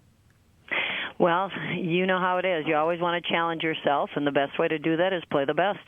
Yeah, absolutely. And what was the key, though? You go out west, you got to play back-to-backs against Whitman and Whitworth on the road for both. You lose by a scant 1 to Whitman, probably not overly surprising considering Whitman, and yourselves are top 10 teams.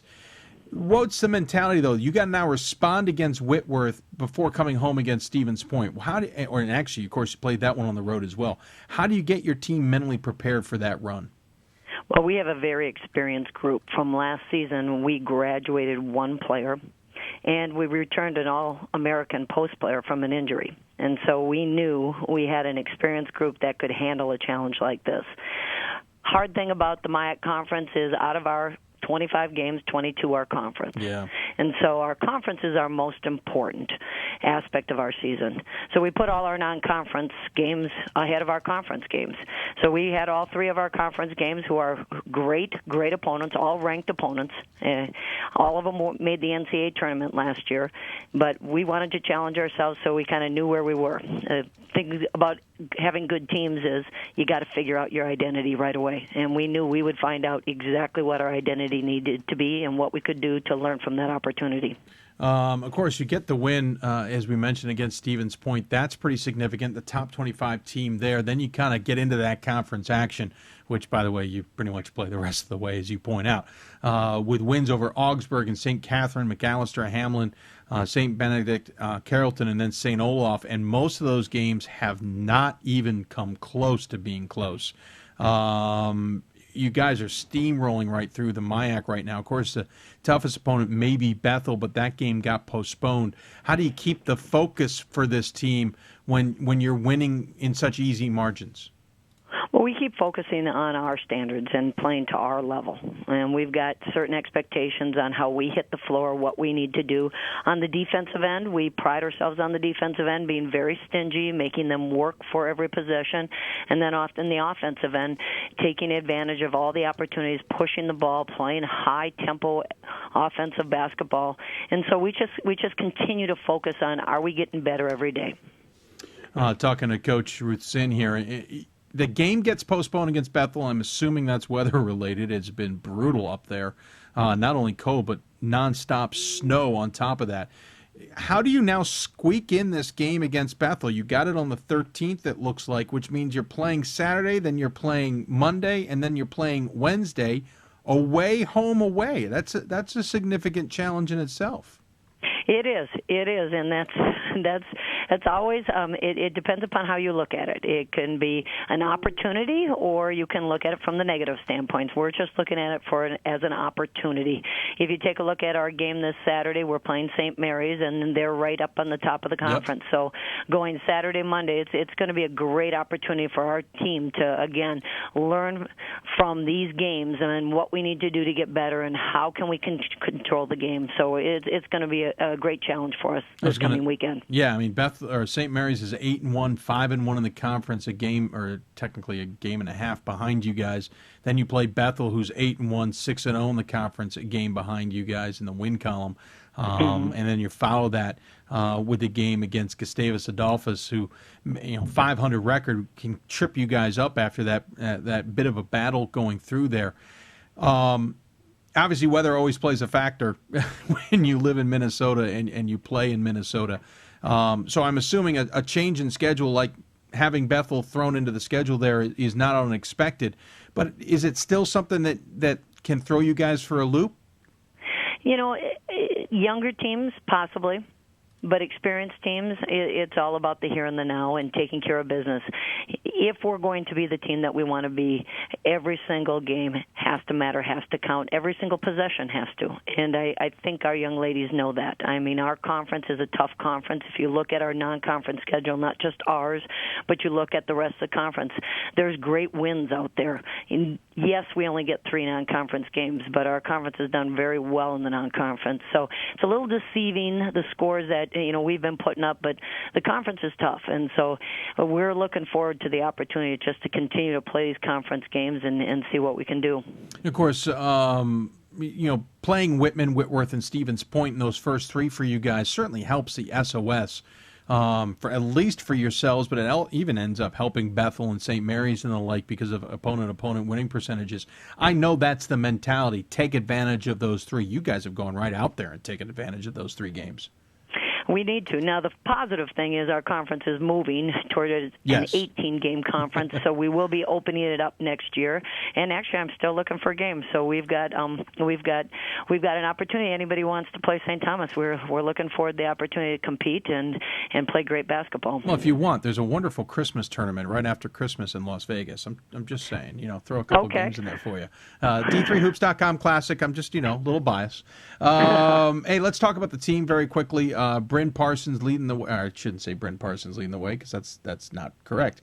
Correct. Thank you. 12.4 points from Maggie Weirs leading the way. 11.7 from Taylor Young. 12 points from Alyssa Favilla.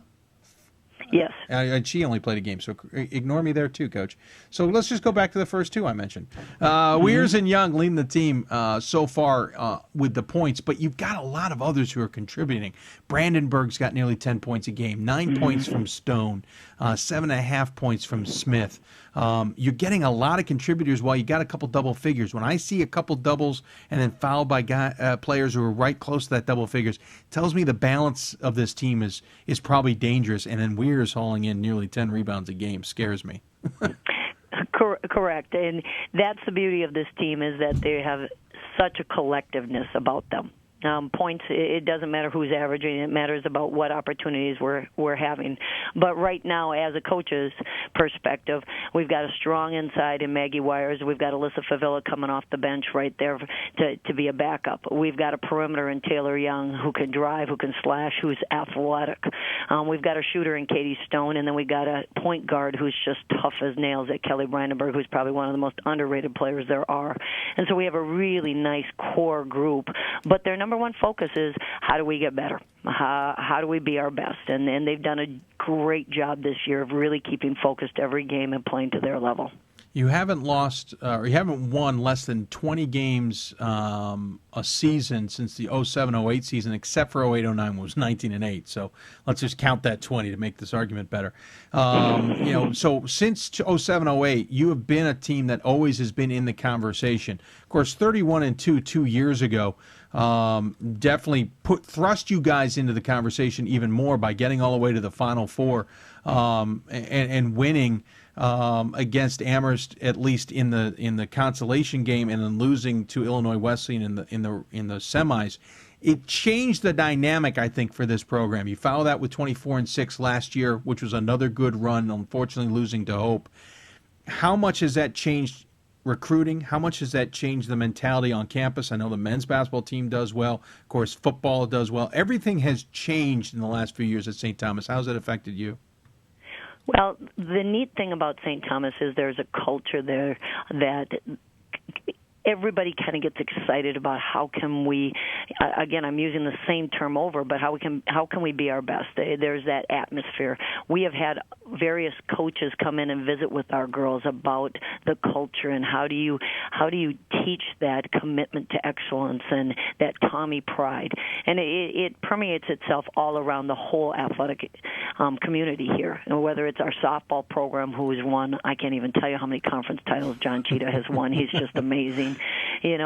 Or Glenn Caruso in our football program. It's just really an exciting atmosphere to be around, and our girls want in on the mix. They want in on the mix to be with everyone else with that. But I think it is our young ladies. They're committed to excellence and being their best, and it's not even just in and on the basketball floor. It's in the classroom. One of the things I'm the most proud of is that we were tied for first for academic all-conference performers last year, and that's something to be really proud of.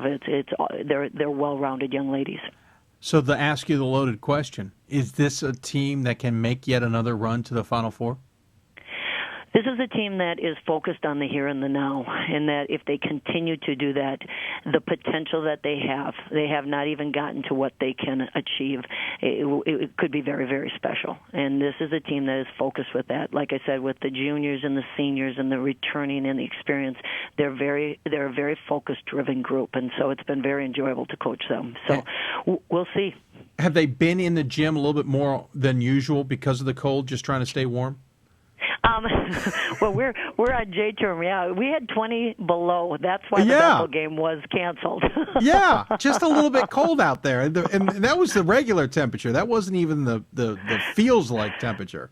That was not the windshield. No, it was not the windshield. So, yeah, it's just a little cold, but it's all in perspective. There's a woman who lives in or used to live in Alaska, and she's like, I can't believe that you Minnesotans would close for 20 below. So, I mean, it's all relative. Hey, my sister's in Alaska, in Anchorage right now, and she has been very quiet because they're having one of their warmest winters in a long time. It was 31 at her house when it was 10 at mine.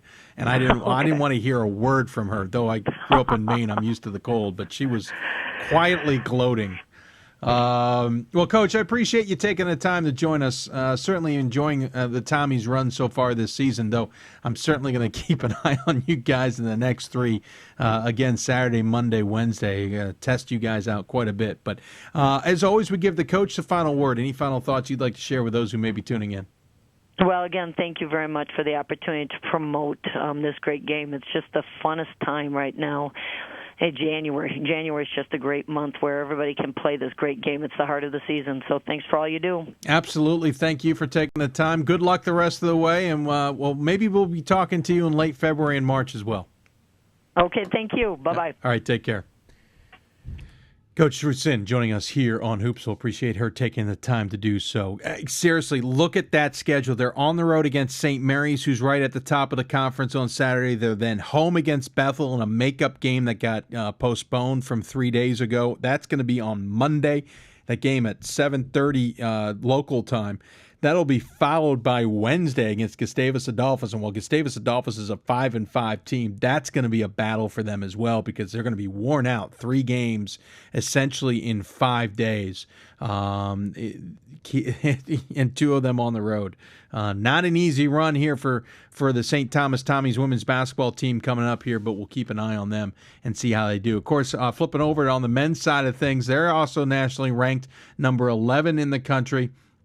They're 8-2 on the season. Of course, their game against Bethel back on the 6th had been postponed as well. They will play at Bethel. That, of course, they split those games in the MIAC, the men and women. Something the Landmark Conference does in the Mid-Atlantic. Those midday games are split, and then they host common teams on the weekends. So very interesting for both teams here as they go forward in another weather game. That's definitely the surprise, the weather playing a factor in a lot of these things so far. Still rolling along here on Hoopsville. Had one more conversation to go, and it'll be heading out further west to Colorado. We'll talk Colorado College men's basketball coming up here on Hoopsville. If you have any questions for us or our guests, email us at hoopsville@d3hoops.com. That's hoopsville@d3hoops.com. You can also IM us at You can join us on Facebook at facebook.com/hoopsville. We mentioned email hoopsville@d3hoops.com. Those are the easiest ways to converse with us. Also, on our show page, there is a place where you can comment down below. If you leave a comment, we will do our best to answer it. We definitely emphasize the hashtag on Hoopsville, though, because you'll notice on our show page there's a Twitter column there that you can be a part of the conversation there as well. We're going to take a break. When we come back, Colorado College men's basketball will be the topic. You're listening to Hoopsville, presented by D3Hoops.com and the National Association of Basketball Coaches. We'll be back right after this.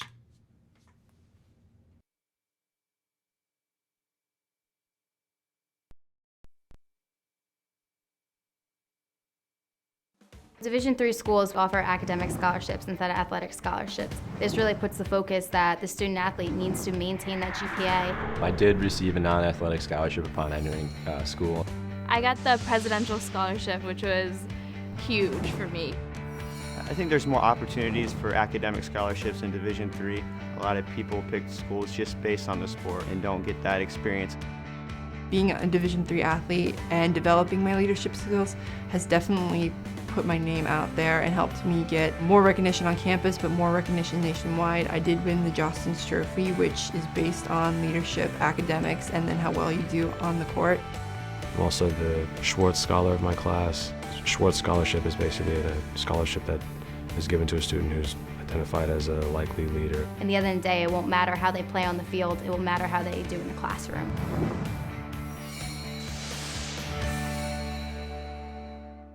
We've got more schools than Division I, more fans than Division II, and more upsets than March Madness. There's 800 programs with over 11,000 games leading to 2 national championships. We've been covering it all for over a decade.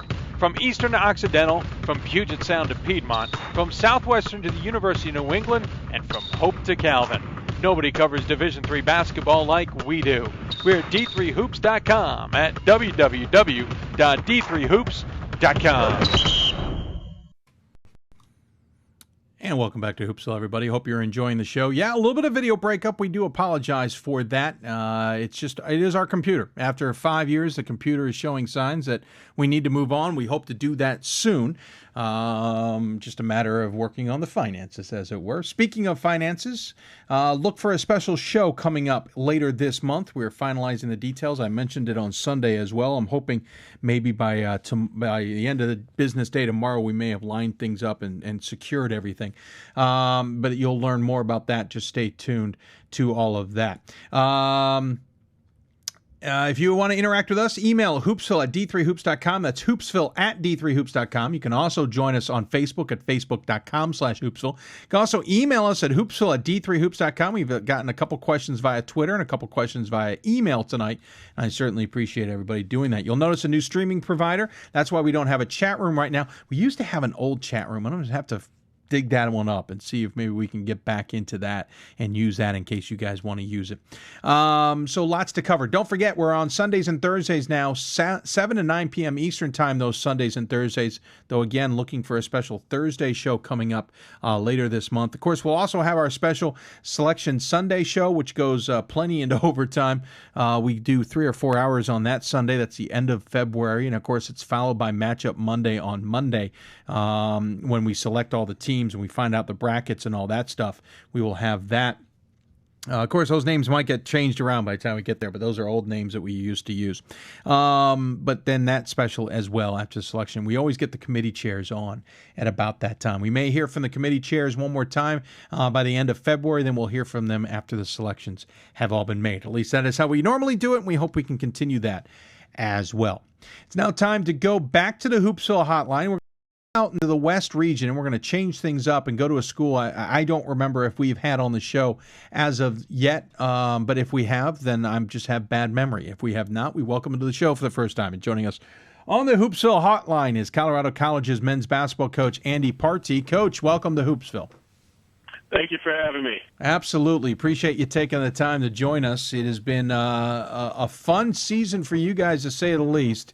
On the radar of top 25 voters, though you just fell out of the top 25 this week. But certainly a good season nonetheless.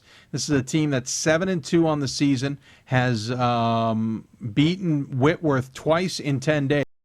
A lot of people's attention. Of course, you're located in an island literally by itself. We always joke about the island in Texas. We talk about the Northwest and the California islands, as it were. You're literally by yourself, with the closest Division III school being, maybe Nebraska Wesleyan, and they only consider themselves Division III when they choose to. 7-2 on the season, just lost to Babson in a thrilling overtime game to finish off 2013. But you got back on the horse with a win over Dallas. How's the season gone from your point of view? Oh, it's progressing smoothly. I really can't complain. We wanted a tough schedule to challenge ourselves. We actually stumbled onto an exhibition early against BYU, and my hopes in that one was to elevate our play at a level that we could carry into our D3 schedule. And I have to say that looking at 7-2, and we've played only 3 home games, I'm pretty pleased with what I've seen on the road, and with what is an unprecedented 4 overtime games and almost half of our games on the season. I was going to say, the overtime games have certainly caught my attention. But first, let's talk about Whitworth. You play them pretty much twice in 10 days. Back on November 23rd, you played them in a tournament to start the season, and then you played them at at home, I should say, on December 1st. You beat them both times, though the first one was by a scant 5 points. The second time, you pretty much thumped them, 81-65. How much was that first game and then the second game really good for your program? Well, we wanted to, like I said, play a challenging schedule, and Whitworth is, at the D3 level, a household name. And I think facing them on their court for the first time and being one of a few teams that beats them on that court really gave us a lot of confidence. And, of course, advanced scouting thereafter helped us at home. And, as you know, being in the Mile High State, anyone who comes in here and plays in altitude is going to struggle a little bit. So we took advantage of that as well. But the advanced scouting and the confidence from having played them at their place certainly helped us gain some momentum. So you beat Puget Sound to start the season. You beat Whitworth, as we mentioned, at their place. You then beat Carrollton. You then beat Whitworth back at home. You then play 2 non-D3s, Johnson and Wales and Northern Colorado. And you split those games. And then you took the trip east, and I do mean east. Played Lehman and beat them 82-75. Then lost to Babson in overtime. What was the mentality with that trip? Well, the mentality was to certainly face what we know as a very tough East Coast division schedule.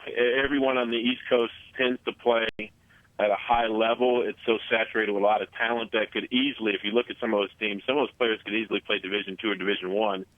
Well-coached programs. Lehman was a very athletic team that would certainly help us prepare for some very quick, small but athletic teams in our conference. And then Babson, quite honestly, could compete against anyone in the NESCAC. And certainly I'm not disappointed that they replaced us as the 25th ranked team in the country after that win. Yeah. But well-coached team, very talented players who I think they have a freshman in Flannery who's definitely a Division I prospect if I'm recruiting a year ago. It's a solid program, and we were challenged in both games, and to walk away from that trip saying, hey, we had a chance at a sweep, but we got a split, but both were overtime games, we had a lot of positives to come away with it. You've got a wide selection on your roster of places where players reside. Obviously at home in Colorado, Arizona, California, Maryland, Connecticut, Illinois, Texas, Massachusetts. What's the draw I've been to Colorado. I can guess a couple of the draws. But what's the real draw to get players to play for your Tigers team out there in Colorado Springs?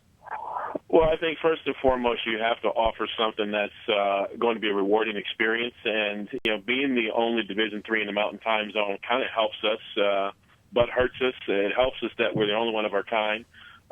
It hurts us because we're the only one of our kind in the sense that a lot of kids are seeing Division II schools and Division I, and they may or may not know what Division III basketball is all about. But I think the location, as you may have alluded to, is one of the draws. Who wouldn't like to be in the mountains and see the snow caps even in the spring and fall, but 70-degree weather, 300 days of sunlight. I could go on. But we have to cast a wide net to draw some kids here. And, my years of recruiting in the Ivy League, we had to go where the academics were, and that hasn't changed at Colorado College. But we will throw darts all over the map, as you can see. Yeah, well, Ryan, hold on. Ryan Milne? Milne. Right. See, there's that E that is sometimes silent and sometimes sneaks up. Ryan Milne, from Phoenix is leading the team, the senior, nearly 23 points a game. You're getting 18.5 points from Chris Lasansky from Denver, Colorado. He didn't go very far to go to school. Those are the two keys, obviously, that jump out to you. 7.5 rebounds for Lasansky as well. But you've got other guys who are contributing. You have certainly a lot, nearly 9 points from Justin Berardino. What's the key to this program? What's the cog in the wheel, as it were, that's making you guys so successful early on? Well, you mentioned the first two parts of it, of the puzzle, and that's Milne and Lasansky, who were both Rookie of the Year in their freshman years in the SEAC. But the guys around them are really the key. I think the goal for us going forward is to elevate the impact of our bench, which is averaging 14 points a game, to our team 76 points. Yeah. But we have a lot of weapons. We have a lot of young guys who we're just trying to daily instill confidence in them to develop as the kind of players that Milne and Lasansky has developed into. And they were very similar players as freshmen and sophomore, and at some point, they became those players who got to that fourth stage of development, which they are now unconsciously competent, where they're doing it at will with skill, and it's become habit for them, and they're playing at a high level. Talking to Coach Andy Partee here, the Colorado College Tigers certainly having a terrific season. But, Coach, this kind of goes backwards. Let's back up to your second season. Really your first season, you guys went winless in 2007, 2008. You turn around, all of a sudden in 2010, you guys make headlines because you beat Division I Air Force. And, of course, the Academy did not appreciate that, apparently.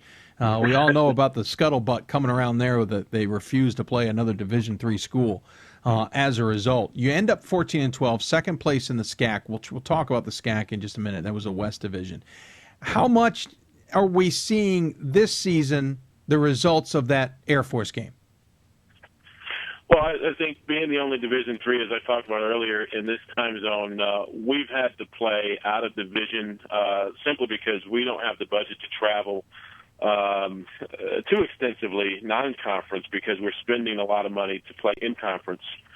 Texas is pretty far. The one state where we have 6 teams in our conference, and Centenary's in Louisiana, and we're the other out-of-state conference opponent. But we tend to play a lot of Division IIs and some NAIAs. And so this senior group, when they were freshmen, they played their first college game against Air Force.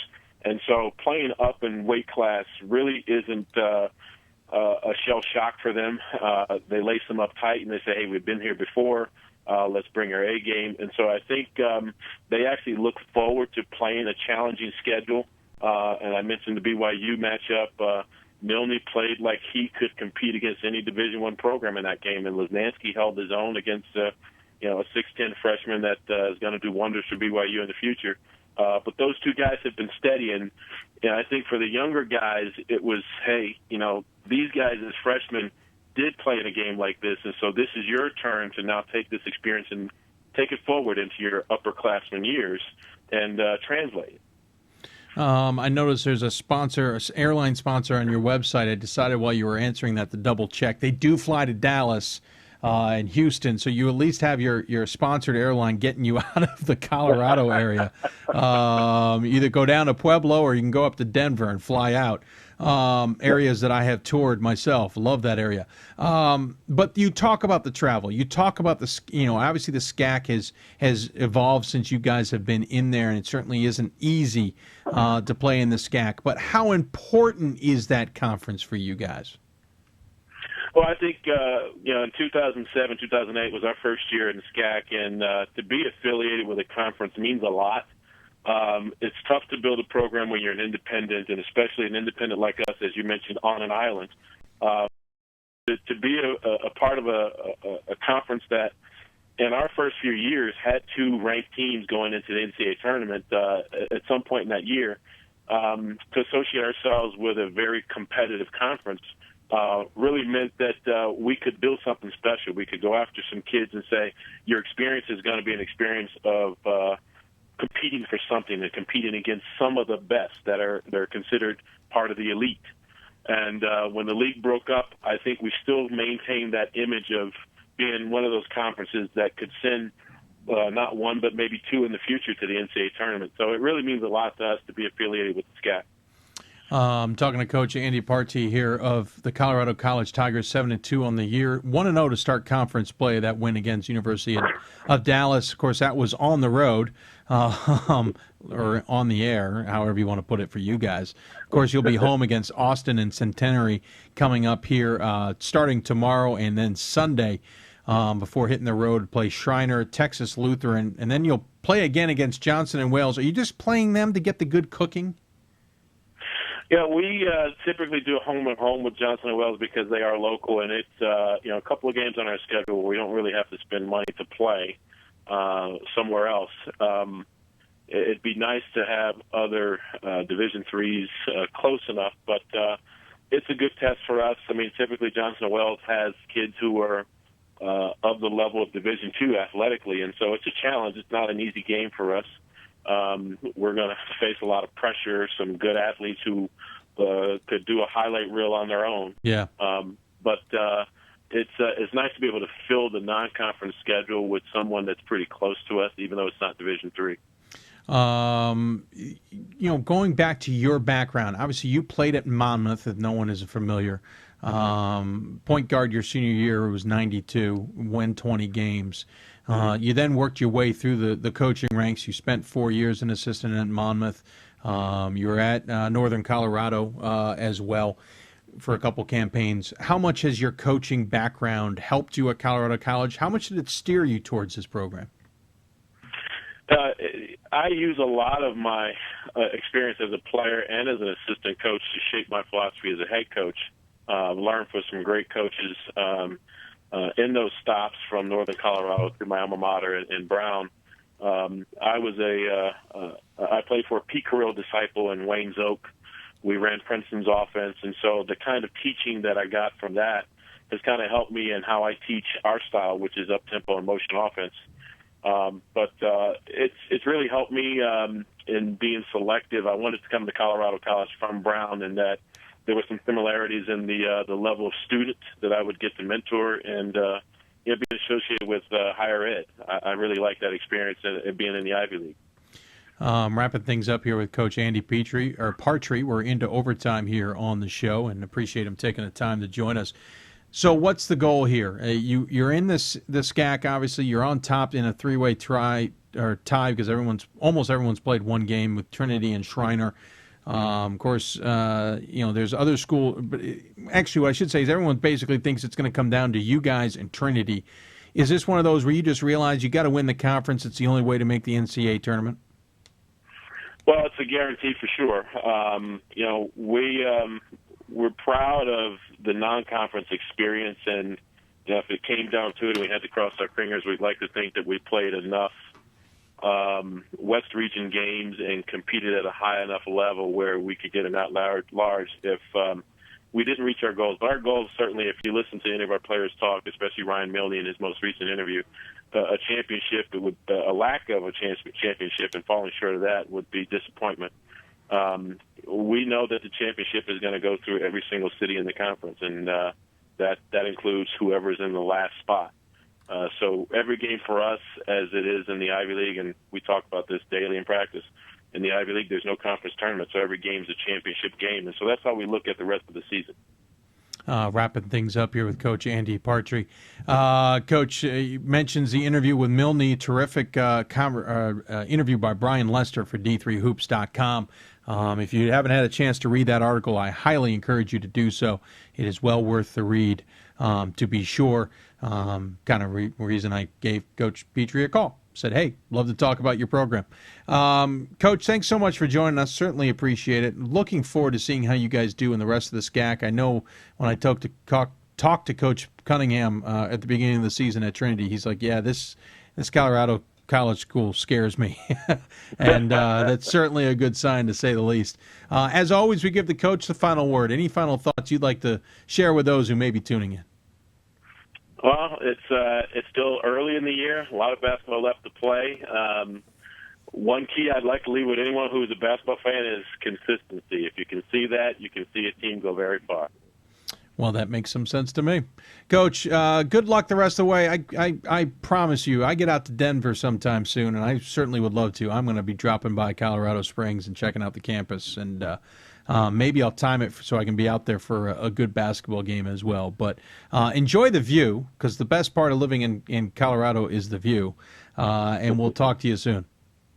Thank you, Dave. Hey, definitely drop me a line if you make it through. Will do indeed. Take care of yourself. Take care. Coach Andy Partey joining us here on Hoopsville. Again, Colorado College out to a 7-2 start on the season with 2 wins over Whitworth, getting some top 25 notice, to be sure. Had a person ask me why I didn't have Colorado College on my watch list. I don't do this normally, and I remembered this week why I don't do this. If you don't know, I post my top 25 ballot each week, and I explain who's in and then who dropped out of my top 25 from the week before. For some reason this week, I thought it'd be a smart idea to let you all know about who I have on my watch list. It wasn't a smart idea, and I quickly remembered why. One, because I don't always remember to include the teams that I was thinking about, which never helps. But furthermore, that part always raises more questions than the other parts do. Who I had on my list was Babson, Birmingham Southern, Brockport State, Dickinson, Marietta, MIT, Ohio Wesleyan, Richard Stockton, Springfield, St. Vincent, SUNY Purchase, and William Patterson. You know who I forgot? I forgot Bowdoin. I forgot Colorado College. I forgot some other schools that are definitely on my watch list. So of the, 2, 4, 6, 8, 10, 12 schools I mentioned, there's probably another 5 or 6 at least that I didn't put on that list. And it's probably why I don't do it. I put it under teams I consider. I say I can't get every team into my top 25, and I won't tell you this list every week. I won't tell you at all, because I open myself up to problems because I forget to mention the teams I've scribbled on another piece of paper. But that gives you an idea of also who I'm thinking about, so it was kind of interesting. If you haven't checked out my top 25 ballot, I post it every week. So far, I got it out week 1, 3, and 5. We'll get it out more consistently now that I'm just focused on basketball. But you have who my top 25 is. This week, I put a note about each team as to why they're in that spot. That won't happen each week either. This is just kind of a reset week for me. From now on, I will put in just major moves or those who jumped in and stuff. I also mentioned who came out of my ranking. For example, this week I eliminated Guilford, Eastern Connecticut, Stout in my top 25. And you can, by the way, add them to the considered list as well. So that's an opportunity for you to see just what I'm thinking. I'm just one voter of 25. Take that with a grain of salt. I don't have the same thoughts as all the 25 voters. I think that's pretty clear, considering I have Worcester 4 in there 2. I have other teams high and others have them low. I have other teams low that others have high. Wash U I think is a great example of that. It's one of those deals where, it just depends on what I feel, and you get an idea of what one voter looks at. Just one voter. There are plenty of other voters out there with differing opinions, but I talk about the top 25 so often, I figured it was well worth posting that to give you an idea of what's going on. A lot of good games coming up this week, on this weekend especially. We kind of touched on a lot of what those games are. If you want to get an idea, don't forget to go to d3hoops.com. Go to the score page. It's always a good resource, to say the least, on what's going on around the country. Don't forget, Hoopsville now on the air Sundays and Thursdays, 7 to 9 p.m. Eastern Time. Again, on Thursdays, we talk Great Lakes West, Mid-Atlantic East, along with our School of the Week. And then on Sundays, it's Northeast Central. We're going to officially start calling it Central, since next year the Midwest region in the men's side will officially be called the Central, as it is in almost every other sport in Division III. The Atlantic South, we also have our Coaches Corner. Also, Sundays tend to be when I rant. I won't rant tonight, mainly because we're in overtime and I don't have a rant prepared. But Sundays, we tend to throw out the rant out there for you. A couple special shows coming up. End of this month, we will have a special show to kind of boost ourselves into February, into the last 5 weeks of the season, regular season, as it were. Also, we'll have some other reasons we're doing that show. You'll see that coming down the road. We are in a new service provider. We hope you're enjoying that service provider. The show looks pretty good from my point of view. I know we've had some video breakup, but none worse for wear, as it were. And we also have other changes along the way and coming. So hope you enjoyed the show. Thank you for tuning in. I know we had a lot of you on, and I certainly appreciate it. Don't forget to tell your friends and family and colleagues and whatever about the show. The more the merrier, and we certainly hope you'll interact with us at D3Hoopsville or the hashtag Hoopsville. That's how you can interact with us on Twitter. You can also email us whenever you want, hoopsville at d3hoops.com. You can also join us on Facebook at facebook.com/Hoopsville. Let us know who you think we should put into the Coach's Corner. A coach that maybe we've talked to, but we want to get a little more in depth with them, find out what they're doing. That's presented by the National Association of Basketball Coaches. So I hate to say it, it should be a men's basketball coach, men's basketball sponsor, obviously, with that. School of the Week. Let us know who you think is a School of the Week. Messiah, starting off the best start in its program history, certainly gave them, but it doesn't have to be a team in the top 25. It doesn't have to be a team who's off to a great start. It can be a team that's playing really good basketball or gets a surprising win that we don't normally talk about. If you have a School of the Week nominee, let us know via email or Twitter. We'd love to hear about it. That's going to wrap up the show here tonight. WPI women's basketball beat Emerson tonight. That's a pretty nice win for them, to say the least. Hope beat Trine 75-61. I think that was in men's basketball. Trying to double check. Of course, Hope versus Calvin comes up on Saturday. And it is men's basketball. Hope versus Calvin comes up on Saturday. That will be a big game. You'll remember, though, Hope versus Calvin in women's basketball took place back on November 19th, and it wasn't in a tournament. It was a conference game. Crazy talk. But I digress. So lots to talk about. Go to d3hoops.com. Plenty to follow there. Don't forget the hashtag D3H to follow all of what's going on around Division III. And don't forget the hashtag Hoopsville. That'll keep us busy as well here with the show. Thanks so much for tuning in. We certainly appreciate you taking the time to do so. We're going to sign off tonight. You've been listening to Hoopsville, presented by D3Hoops.com and the National Association of Basketball Coaches. We're back on Sunday, 7 to 9 p.m. Eastern. Don't forget, Sundays and Thursdays, 7 to 9 p.m. Eastern is the gateway to this show. Again, Twitter at D3Hoopsville or hashtag Hoopsville, Facebook.com/Hoopsville, or on email, hoopsville at D3Hoops.com. Thanks for tuning in, everybody. Certainly appreciate it. And we will talk to you soon here on Hoopsville.